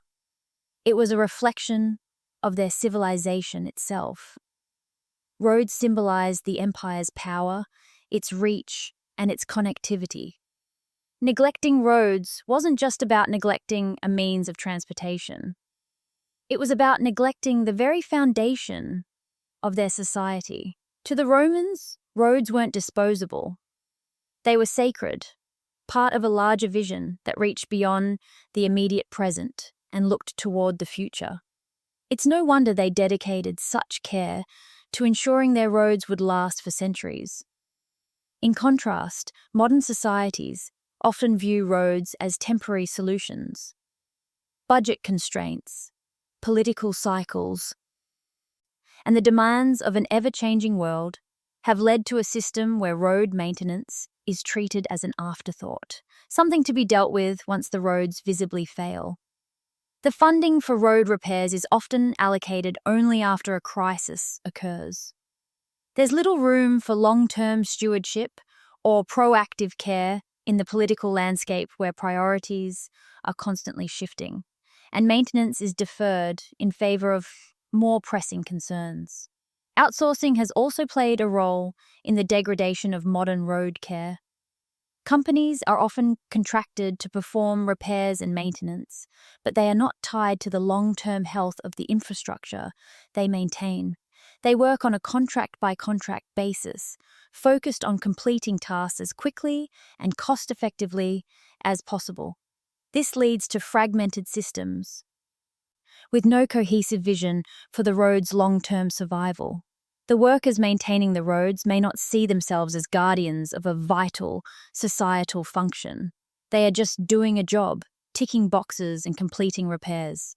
In contrast, the Roman road keepers, trained in the subtle art of road preservation, saw themselves as integral parts of the empire's success. Their work was a matter of civic duty, a responsibility to the state that transcended their individual tasks. The result is clear. Modern infrastructure, despite being built with the best technology and materials available, is doomed to fail without continuous care. We have the tools, the knowledge, and the resources to create roads that could last for centuries. But we lack the culture of stewardship that made Roman roads so enduring. It's a philosophical difference, a question of values. Do we see roads as mere tools to be used and discarded? Or do we understand them as vital organs of society, deserving of care and maintenance over the long haul? The melancholic truth is that the Romans didn't just build roads. They cared for them as if the empire itself depended on them. To neglect a road in Roman times was to neglect the empire's health. Roads were viewed as more than just transportation routes. They were the veins of the empire, connecting its people, its armies, its markets, and its ideas. By maintaining them, the Romans were maintaining the very lifeblood of their civilization. Every road was a testament to the enduring strength and foresight of the empire, a symbol that lasted long after the empire itself had faded away. But today, roads are often treated as disposable. We build them, we use them, and when they break down, we repair them, only until the next failure, at which point we fix them again. This reactive cycle of repair, rather than proactive maintenance, leaves roads to deteriorate over time, creating a never-ending loop of damage and reconstruction.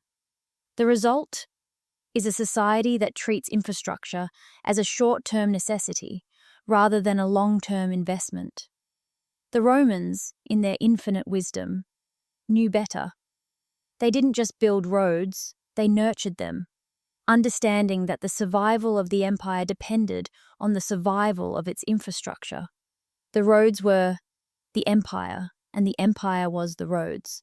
As we move into the next chapter, we'll explore the political and economic forces that shape our modern approach to road longevity. Why do we continue to neglect preventative care in infrastructure? What are the forces that drive this short-term thinking? And how can we begin to shift toward a model that embraces long-term maintenance and stewardship? Join us as we explore the political and economic forces at play in today's road systems and how they impact the durability of the roads that we rely on every day. In the modern world, we are accustomed to the constant cycle of road repairs. Potholes appear, cracks widen, and entire sections of asphalt degrade, only to be patched up repeatedly. For many, this seems like a sign of failure. Infrastructure crumbling, budgets stretched thin, and roads that don't live up to their promise of long-term durability. But what if we've been looking at the problem all wrong? What if, instead of being a failure, this perpetual cycle of repairs is actually built into the system itself, a hidden incentive that drives an entire economy of road construction and maintenance? In today's world, the economics of road construction are not as straightforward as we might assume. It's not just about building roads that last. Instead, the focus is often on building roads as cheaply as possible, getting them built quickly, and then waiting for them to fail.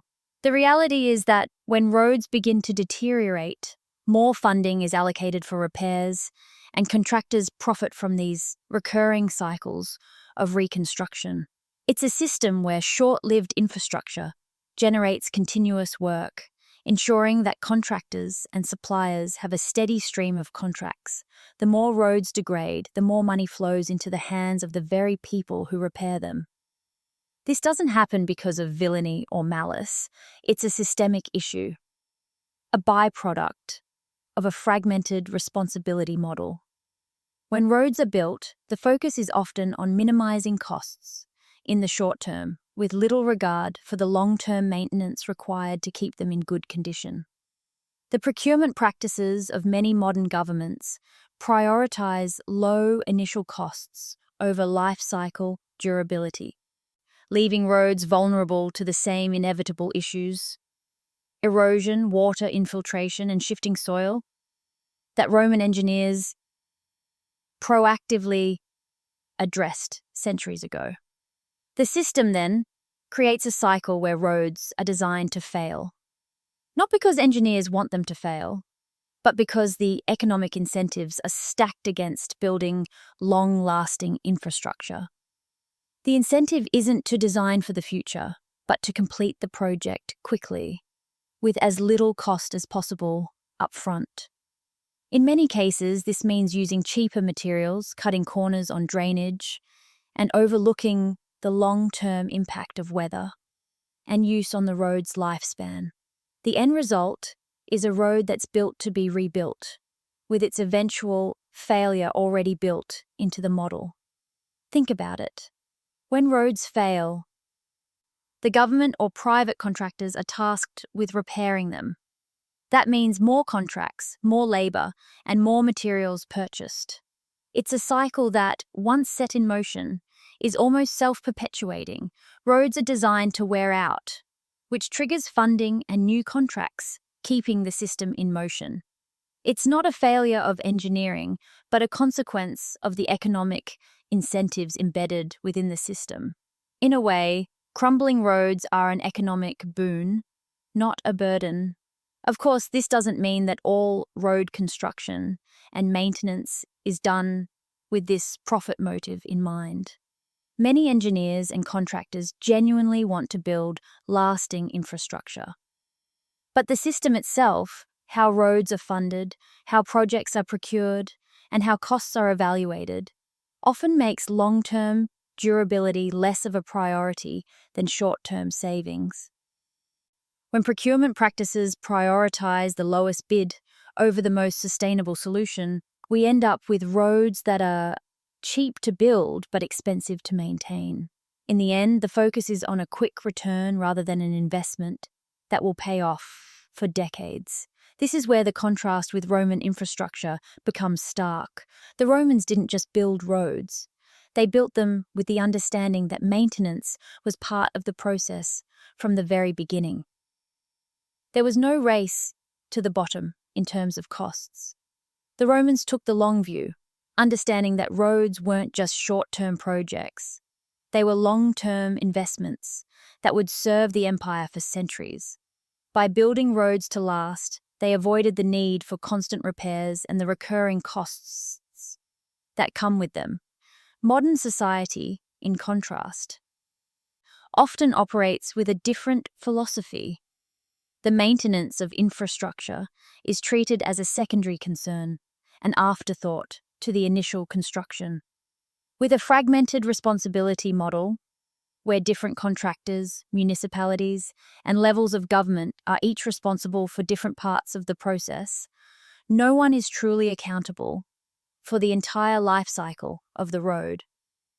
Contractors are paid to build, not to maintain, and once a road begins to fail, the responsibility shifts to repair crews, who are paid to fix what's broken, not to prevent it in the first place.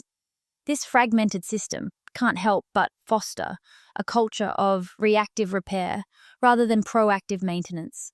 It's a system that thrives on failure, where roads are built to be rebuilt, and where the business of repairing roads becomes a constant cycle of expenditure and profit. But what if we could change that model? What if, instead of treating roads as disposable products, we treated them as long-term investments, deserving of the same care and attention that the Romans gave their infrastructure? What if we returned to a mindset that viewed roads as part of the social contract, to be nurtured and cared for, not just built and forgotten? As we move into the next section, we'll explore how this economic model contrasts sharply with the Roman approach to infrastructure. The Romans understood that their roads were not just physical pathways. They were symbols of power, unity, and longevity. Their roads were built to last, and they were maintained with the same care and respect that they were initially constructed with. Join us as we dive deeper into the contrast between the Roman vision of infrastructure and the modern systems that govern how we build and maintain our roads today. The contrast between Roman infrastructure and modern systems is striking, not only in the materials used or the engineering techniques, but in the very way roads were conceived, built, and maintained. In ancient Rome, roads were not just utilitarian. They were strategic assets, controlled and managed by a centralized state with a vision of continuity. Roads were symbols of Roman power and organization, built to last, maintained by a dedicated workforce, and overseen by officials who understood the importance of long-term investment. The Roman Empire wasn't just building for the present. They were building for a future that might span centuries. Roads weren't temporary solutions, they were monuments to the empire's enduring strength. In stark contrast, modern road systems are fragmented. Today, roads often fall under a patchwork of jurisdictions: federal, state, municipal, and even private entities. Each jurisdiction has its own priorities, budgets, and schedules. The result is a lack of consistency, coordination, and long-term vision. While one government body might be focused on maintaining a road in the short term, another may prioritize new construction. Funding often depends on political cycles, with budgets allocated for repairs or upgrades only when the need becomes urgent, not as part of an ongoing long-term strategy. This fragmentation dilutes responsibility and makes it nearly impossible to enforce the kind of standards that ensured Roman roads' durability. In Rome, the state had full control over the construction and maintenance of roads, allowing for uniformity in design, quality, and long-term care. So the state could enforce strict standards, making sure that every Roman road was up to the same high standard of durability, with a clear system in place for maintenance and repair. There was accountability. If a road fell into disrepair, the state could be held responsible, and the necessary resources would be allocated to fix it. Today, this kind of centralized control is a rarity. With roads under the jurisdiction of multiple levels of government and private entities, there is often no one group or official held accountable for the overall health of the system. Each level of government has its own budget and priorities, which can lead to inconsistent road conditions across different areas. When a road deteriorates in one municipality, it may not be a priority for state or federal funding. Without a unified vision or structure, roads can slip through the cracks, left in disrepair while other projects are funded and completed. The psychological difference between these two systems is profound. In ancient Rome, roads were not just functional pathways. They were an expression of the empire's unity and continuity. The Roman mindset was long-term, focused on the future of the empire and the generations that would come after. Roads weren't simply built to serve the immediate needs of the empire's citizens. They were built to last for centuries, to endure through wars, invasions, and the rise and fall of empires. They were built as part of a grand vision that saw infrastructure as a symbol of permanence, stability, and cohesion. Modern road systems, on the other hand, often operate on short-term cycles. Infrastructure projects are often dictated by the next election cycle or budget year, with politicians and administrators making decisions based on what is immediately necessary or politically advantageous. Roads are built, repaired, or resurfaced in the hopes of getting through the current cycle, but rarely with an eye toward the future. The long-term durability of roads is often sacrificed for short-term savings or political gain. What is seen as good enough in the short term becomes a road to future failure, as roads deteriorate faster than they are maintained, and the cycle of repairs becomes self-perpetuating. The modern political and economic forces at play also shape how we think about roads. Budget constraints and political agendas push for the most cost-effective solutions, quick fixes that don't require long-term investment or planning. As a result, modern roads often end up with cheaper materials, less attention to long-term care, and more frequent patchwork repairs. The focus is on getting roads built or repaired quickly, often without considering the full lifespan of the infrastructure. When roads inevitably degrade, the solution is more repairs, more funding, creating a cycle that benefits contractors and suppliers but doesn't serve the public in the long run. Contrast this with the Roman approach. For the Romans, roads were more than just a practical necessity.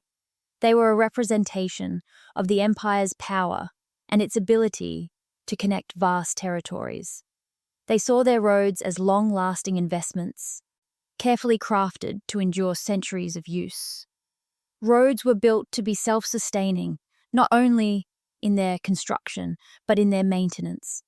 The state took responsibility for their upkeep, ensuring that the roads remained in good condition, no matter how long it took. The Romans understood that roads were not just infrastructure, they were a public good, a symbol of civilization itself.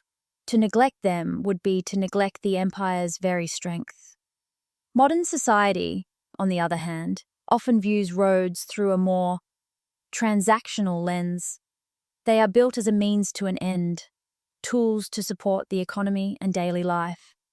But with little attention given to their long-term care, roads become just another part of a system designed for short-term gain.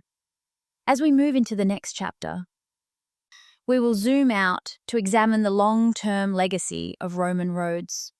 While modern systems operate on cycles of construction and destruction, the roads of ancient Rome continue to endure, serving as a testament to the empire's foresight and vision. Join us as we explore how these ancient pathways still influence the world today, and what we can learn from the way the Romans built, maintained, and cared for their roads. Picture this. You're walking along a quiet, sunlit path in the hills of southern Spain. Your footsteps echo softly on the weathered stones beneath you, smooth from the passage of centuries. Around you, the landscape stretches out, quiet and timeless. But beneath the earth, the roads you're standing on have stories to tell. Stories that have spanned empires, invasions, and the rise and fall of civilizations. These ancient Roman roads, worn by countless travelers over millennia, have not only survived, they have continued to serve, adapting to the changing world around them. As you trace the path further, you find yourself crossing from one country to another, perhaps in Italy, Turkey, or North Africa. The same stones, the same route, carry you across borders and through landscapes that have seen the sweep of history. You can almost feel the ghosts of ancient travelers alongside you, merchants, soldiers, farmers, each of them following these same roads that the Romans once laid down, carefully designed for the future. The roads were built to endure, and they have. In these places, the Roman roads have become part of the modern world, seamlessly blending into our everyday lives. In some areas, they are still visible, their stones worn smooth from centuries of footsteps and cartwheels. In others, they are buried beneath layers of modern highways, but the original paths are still there, forming the foundations of the roads we drive on today. In many parts of Europe, the layout of modern roads mirrors the ancient Roman routes, creating a direct connection between our world and theirs. When we drive, we are not just traveling through space. We are following the exact alignments that were set out by Roman engineers 2,000 years ago. This realization is awe-inspiring. The Romans didn't just shape the world of their time, they shaped the world that came after them. The paths they laid down were not temporary, they were designed to endure.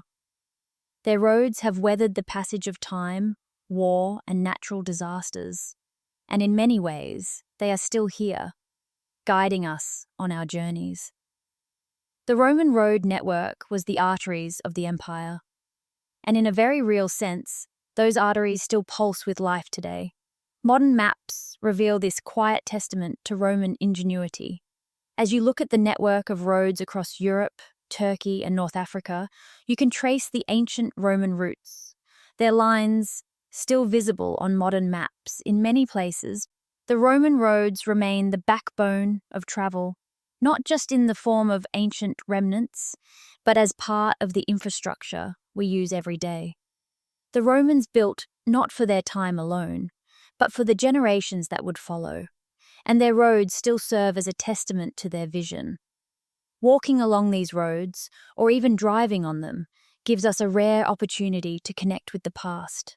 You can almost hear the sounds of ancient Rome in the echo of your steps. The quiet rhythm of the road beneath your feet is a reminder that you are walking on a piece of history that has endured, unchanged for centuries. The roads may have evolved with the times, but their origins remain unchanged. Roots planted by Roman hands, designed with a foresight that most modern engineers could only dream of. But what is it that makes these roads so enduring? What secret did the Romans know that we have since forgotten? As we reflect on this journey through the centuries, we are reminded that the longevity of Roman roads wasn't simply due to their engineering prowess. It was the result of a cultural mindset that valued long-term thinking, continuous maintenance, and an understanding of infrastructure as a symbol of civilization itself. In the final section, we will explore what lessons we can reclaim from the Romans. What can we learn from their approach to road construction, maintenance, and design that could transform the way we build and care for infrastructure today? The roads that still serve us after 2,000 years offer valuable insights into how we can approach our modern world with the same foresight, dedication, and respect for the future.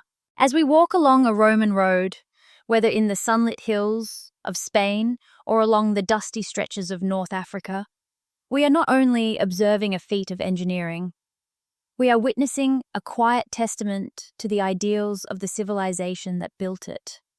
These roads, enduring through millennia, reveal something deeper than their physical strength. The true durability of Roman roads wasn't simply a product of advanced materials or superior construction techniques. It was a reflection of the Roman worldview, a mindset that valued permanence, continuity, and legacy above all else.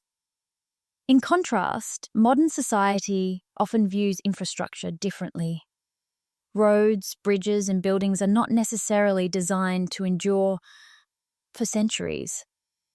Instead, we build for the present. Speed, efficiency, and cost are prioritized above long-term durability. The materials we use may be stronger, more advanced, and capable of withstanding immediate wear and tear, but they are often not designed with the same vision of eternity that the Romans held. Our roads, though efficient and functional, are often seen as temporary solutions, subject to the forces of obsolescence and decay after just a few decades. Why is this the case? Why do we build differently today? Part of it lies in how modern societies have come to value the rapid pace of progress and the cost-driven demands of short-term thinking. In the rush to innovate and expand, durability is often sacrificed for the sake of speed.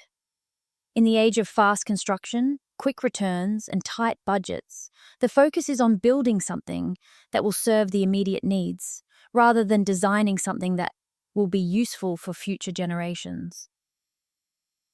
Our infrastructure is constructed with the idea that it will be replaced, repaired, reconstructed, or upgraded as time goes on. The roads we drive on today may be built with the best available technology, but they are often intended to be rebuilt in the future, not preserved for the long term. Roman roads, on the other hand, were never meant to be temporary. The Romans saw their roads as lasting emblems of their empire, symbols of their strength, unity, and foresight. They didn't build roads just for the needs of their own generation. They built them with the expectation that they would serve the empire and its descendants for centuries. These roads were built to endure, not just because of the materials used, but because they were designed with a long-term vision in mind. Every stone laid, every layer of gravel, every roadbed carefully crafted was done with the understanding that the road would need to stand the test of time, not just function for a few years or decades. The durability of Roman roads reveals a truth about the societies that built them. We build what we value. The Romans valued continuity. They understood that infrastructure was not just a means to an end, it was a reflection of their civilization's stability and permanence. They didn't view roads as disposable. They viewed them as enduring connections that would last through the rise and fall of empires, beyond the lives of their builders. They were symbols of Roman identity, of Roman power, and of the empire's long-term vision. In contrast, modern societies, driven by cycles of consumerism and quick turnaround, often see infrastructure as something that will be replaced, not preserved. Roads and buildings are treated as tools to serve the current generation, not as legacy pieces that will endure for future ones. We are in a constant cycle of building, repairing, and rebuilding, never quite committing to the idea that something we build today can endure for generations to come. This difference in approach is profound. Time has a way of revealing the true nature of things, what lasts, what endures, and what crumbles away. Roman roads have stood for centuries, not just because they were physically strong, but because they were built with an understanding of time itself. They were not just constructed to meet immediate needs. They were crafted as part of a larger vision, a vision that saw infrastructure as the foundation of empire, a living connection between the past, present, and future. To the Romans, the durability of their roads was a reflection of the durability of their empire. It was a symbol of their values, of their dedication to permanence, and of their desire to leave something lasting behind. In the modern world, we are left to ask ourselves, what do we value? Do we value speed and efficiency, or do we value legacy and continuity? Do we see infrastructure as something temporary, something that will be replaced in the future? Or do we view it as something that can be part of our long-term identity? If we are to build roads, buildings, and cities that last, we need to reconsider the way we approach design and construction. We must ask ourselves what kind of future we want to build and what kind of legacy we want to leave. The endurance of Roman roads teaches us that durability is not just about the materials we use. It's about the philosophy that drives us. It's about having the foresight to build for the future, to create infrastructure that will serve not just us, but generations to come. It's about seeing our roads, our bridges, and our buildings not as temporary solutions, but as lasting symbols of who we are and what we value. As we close this journey through time, the lesson becomes clear. The true durability of infrastructure comes not just from its materials, but from its intention. If we want our roads to endure, we must build them with the same foresight, the same respect for continuity, and the same dedication to legacy that the Romans did. Only then can we hope to leave a lasting mark on the world, one that will endure for centuries to come. In the final chapter, we'll explore how we can reclaim these timeless lessons, applying them to the challenges of modern infrastructure and beyond. What can we learn from the Roman approach to durability, and how can we apply these principles to the world we are building today? Stay with us as we wrap up this exploration, bringing the wisdom of the ancients into the context of the modern world. As we've explored the incredible durability of Roman roads, the lessons they offer us aren't just about materials or construction techniques. They're about a fundamental shift in how we approach the infrastructure we rely on every day. Roman engineering wasn't simply about building roads to last a few decades. It was about thinking beyond the immediate future, designing with foresight, and creating infrastructure that would endure for centuries. Today we have the knowledge, technology, and resources to build roads that could last just as long, if not longer, than those laid down by the Romans. But to do so, we need to shift our mindset. Imagine a world where roads aren't built just for the next inspection cycle or the next 5 years. Instead, we design them with the intention of lasting not decades, but centuries. It's a world where engineers aren't focused on how quickly they can get the job done, but on how well the infrastructure will serve the generations to come. It's about taking the time to understand the land, selecting the right materials, and layering construction with precision to create roads that can bend with the earth, respond to its shifts, and thrive over time. The key lessons from the Romans are remarkably simple, yet profoundly impactful. First and foremost, long-term thinking is critical. The Romans didn't view their roads as temporary. They saw them as lasting legacies of their empire. This mindset, if adopted by mere modern engineers, would radically change the way we build. Instead of quick fixes and patchwork repairs, we could design roads that integrate into the land and become part of its natural rhythm. Imagine roads that don't crumble under the weight of time but grow stronger as they settle, adapting to the forces of nature rather than resisting them. Layered design is another Roman principle that modern engineers can learn from. Roman roads were built with multiple layers, each one designed to absorb and distribute the forces of weather, traffic, and time. From the sturdy foundation of large stones to the final compacted gravel layer, each part of the road worked in harmony to ensure durability. Modern infrastructure could take a similar approach, not relying on a single material or structure, but building systems that are flexible, adaptable, and able to absorb the natural shifts that occur over time. Proactive maintenance was also key to Roman success. Their roadkeepers didn't wait for roads to fail. They worked to prevent damage before it happened.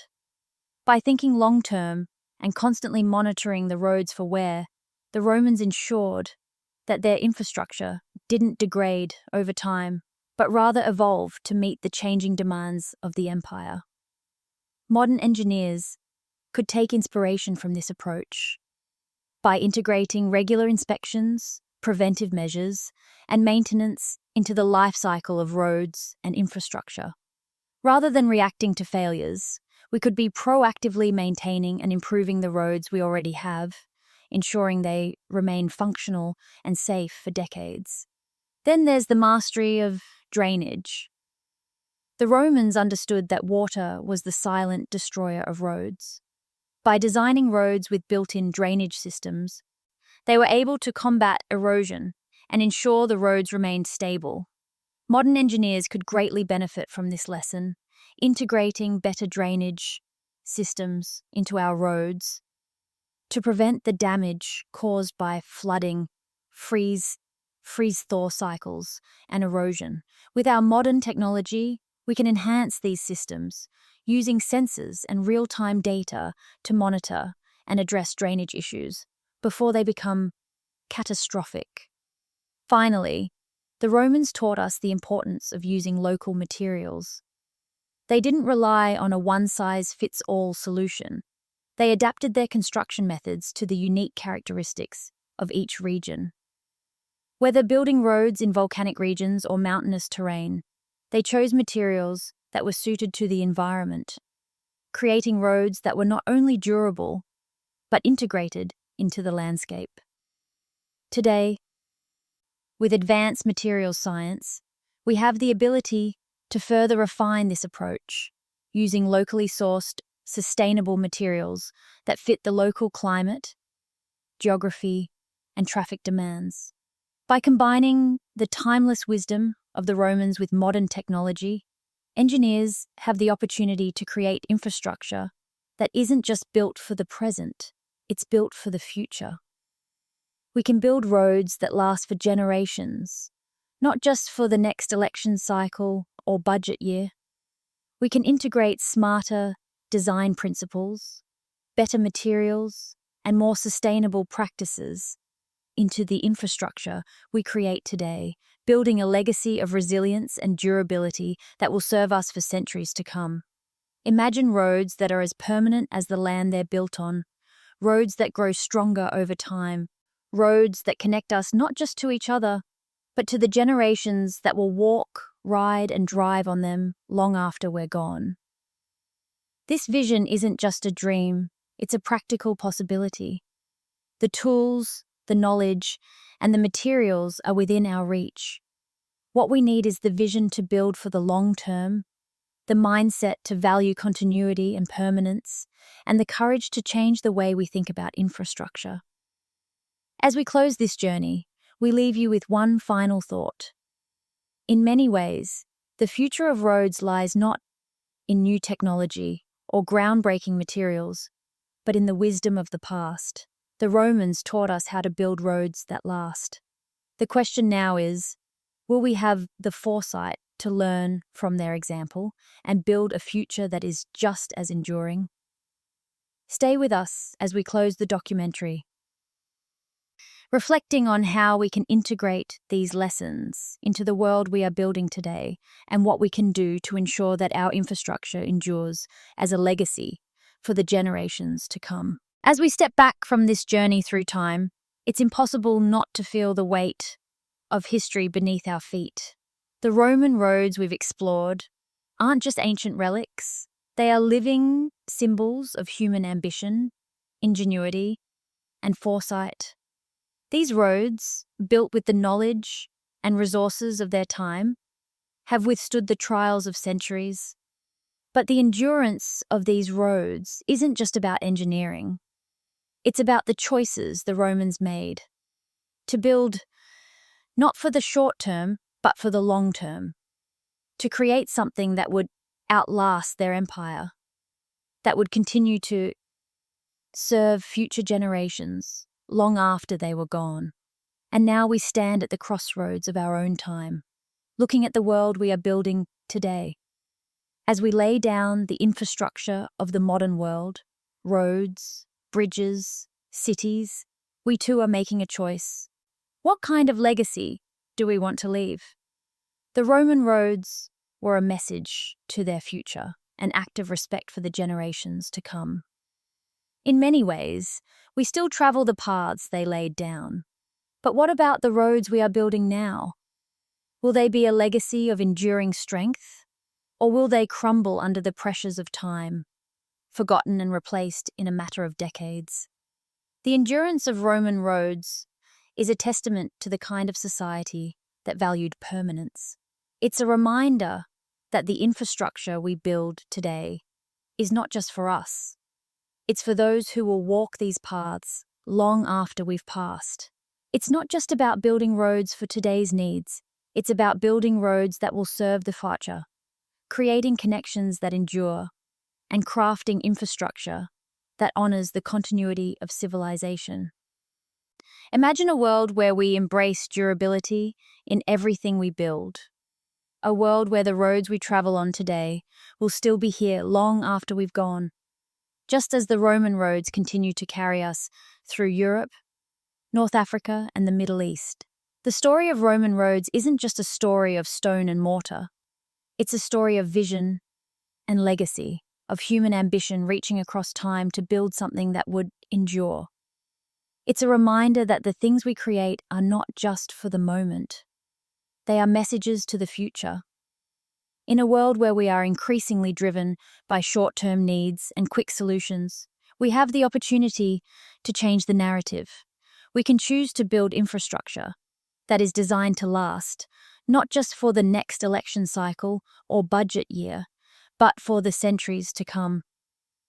We can take the lessons of the Romans, the long-term thinking, the dedication to maintenance, the use of local materials, and apply them to the challenges of today. If we do, we can create roads, cities, and systems that serve future generations, just as the Roman roads continue to serve us. But it's not just about the physical roads. It's about the values behind them, the values of foresight, respect, and responsibility. What we build today is a message to the future, and that message will carry on long after we are gone.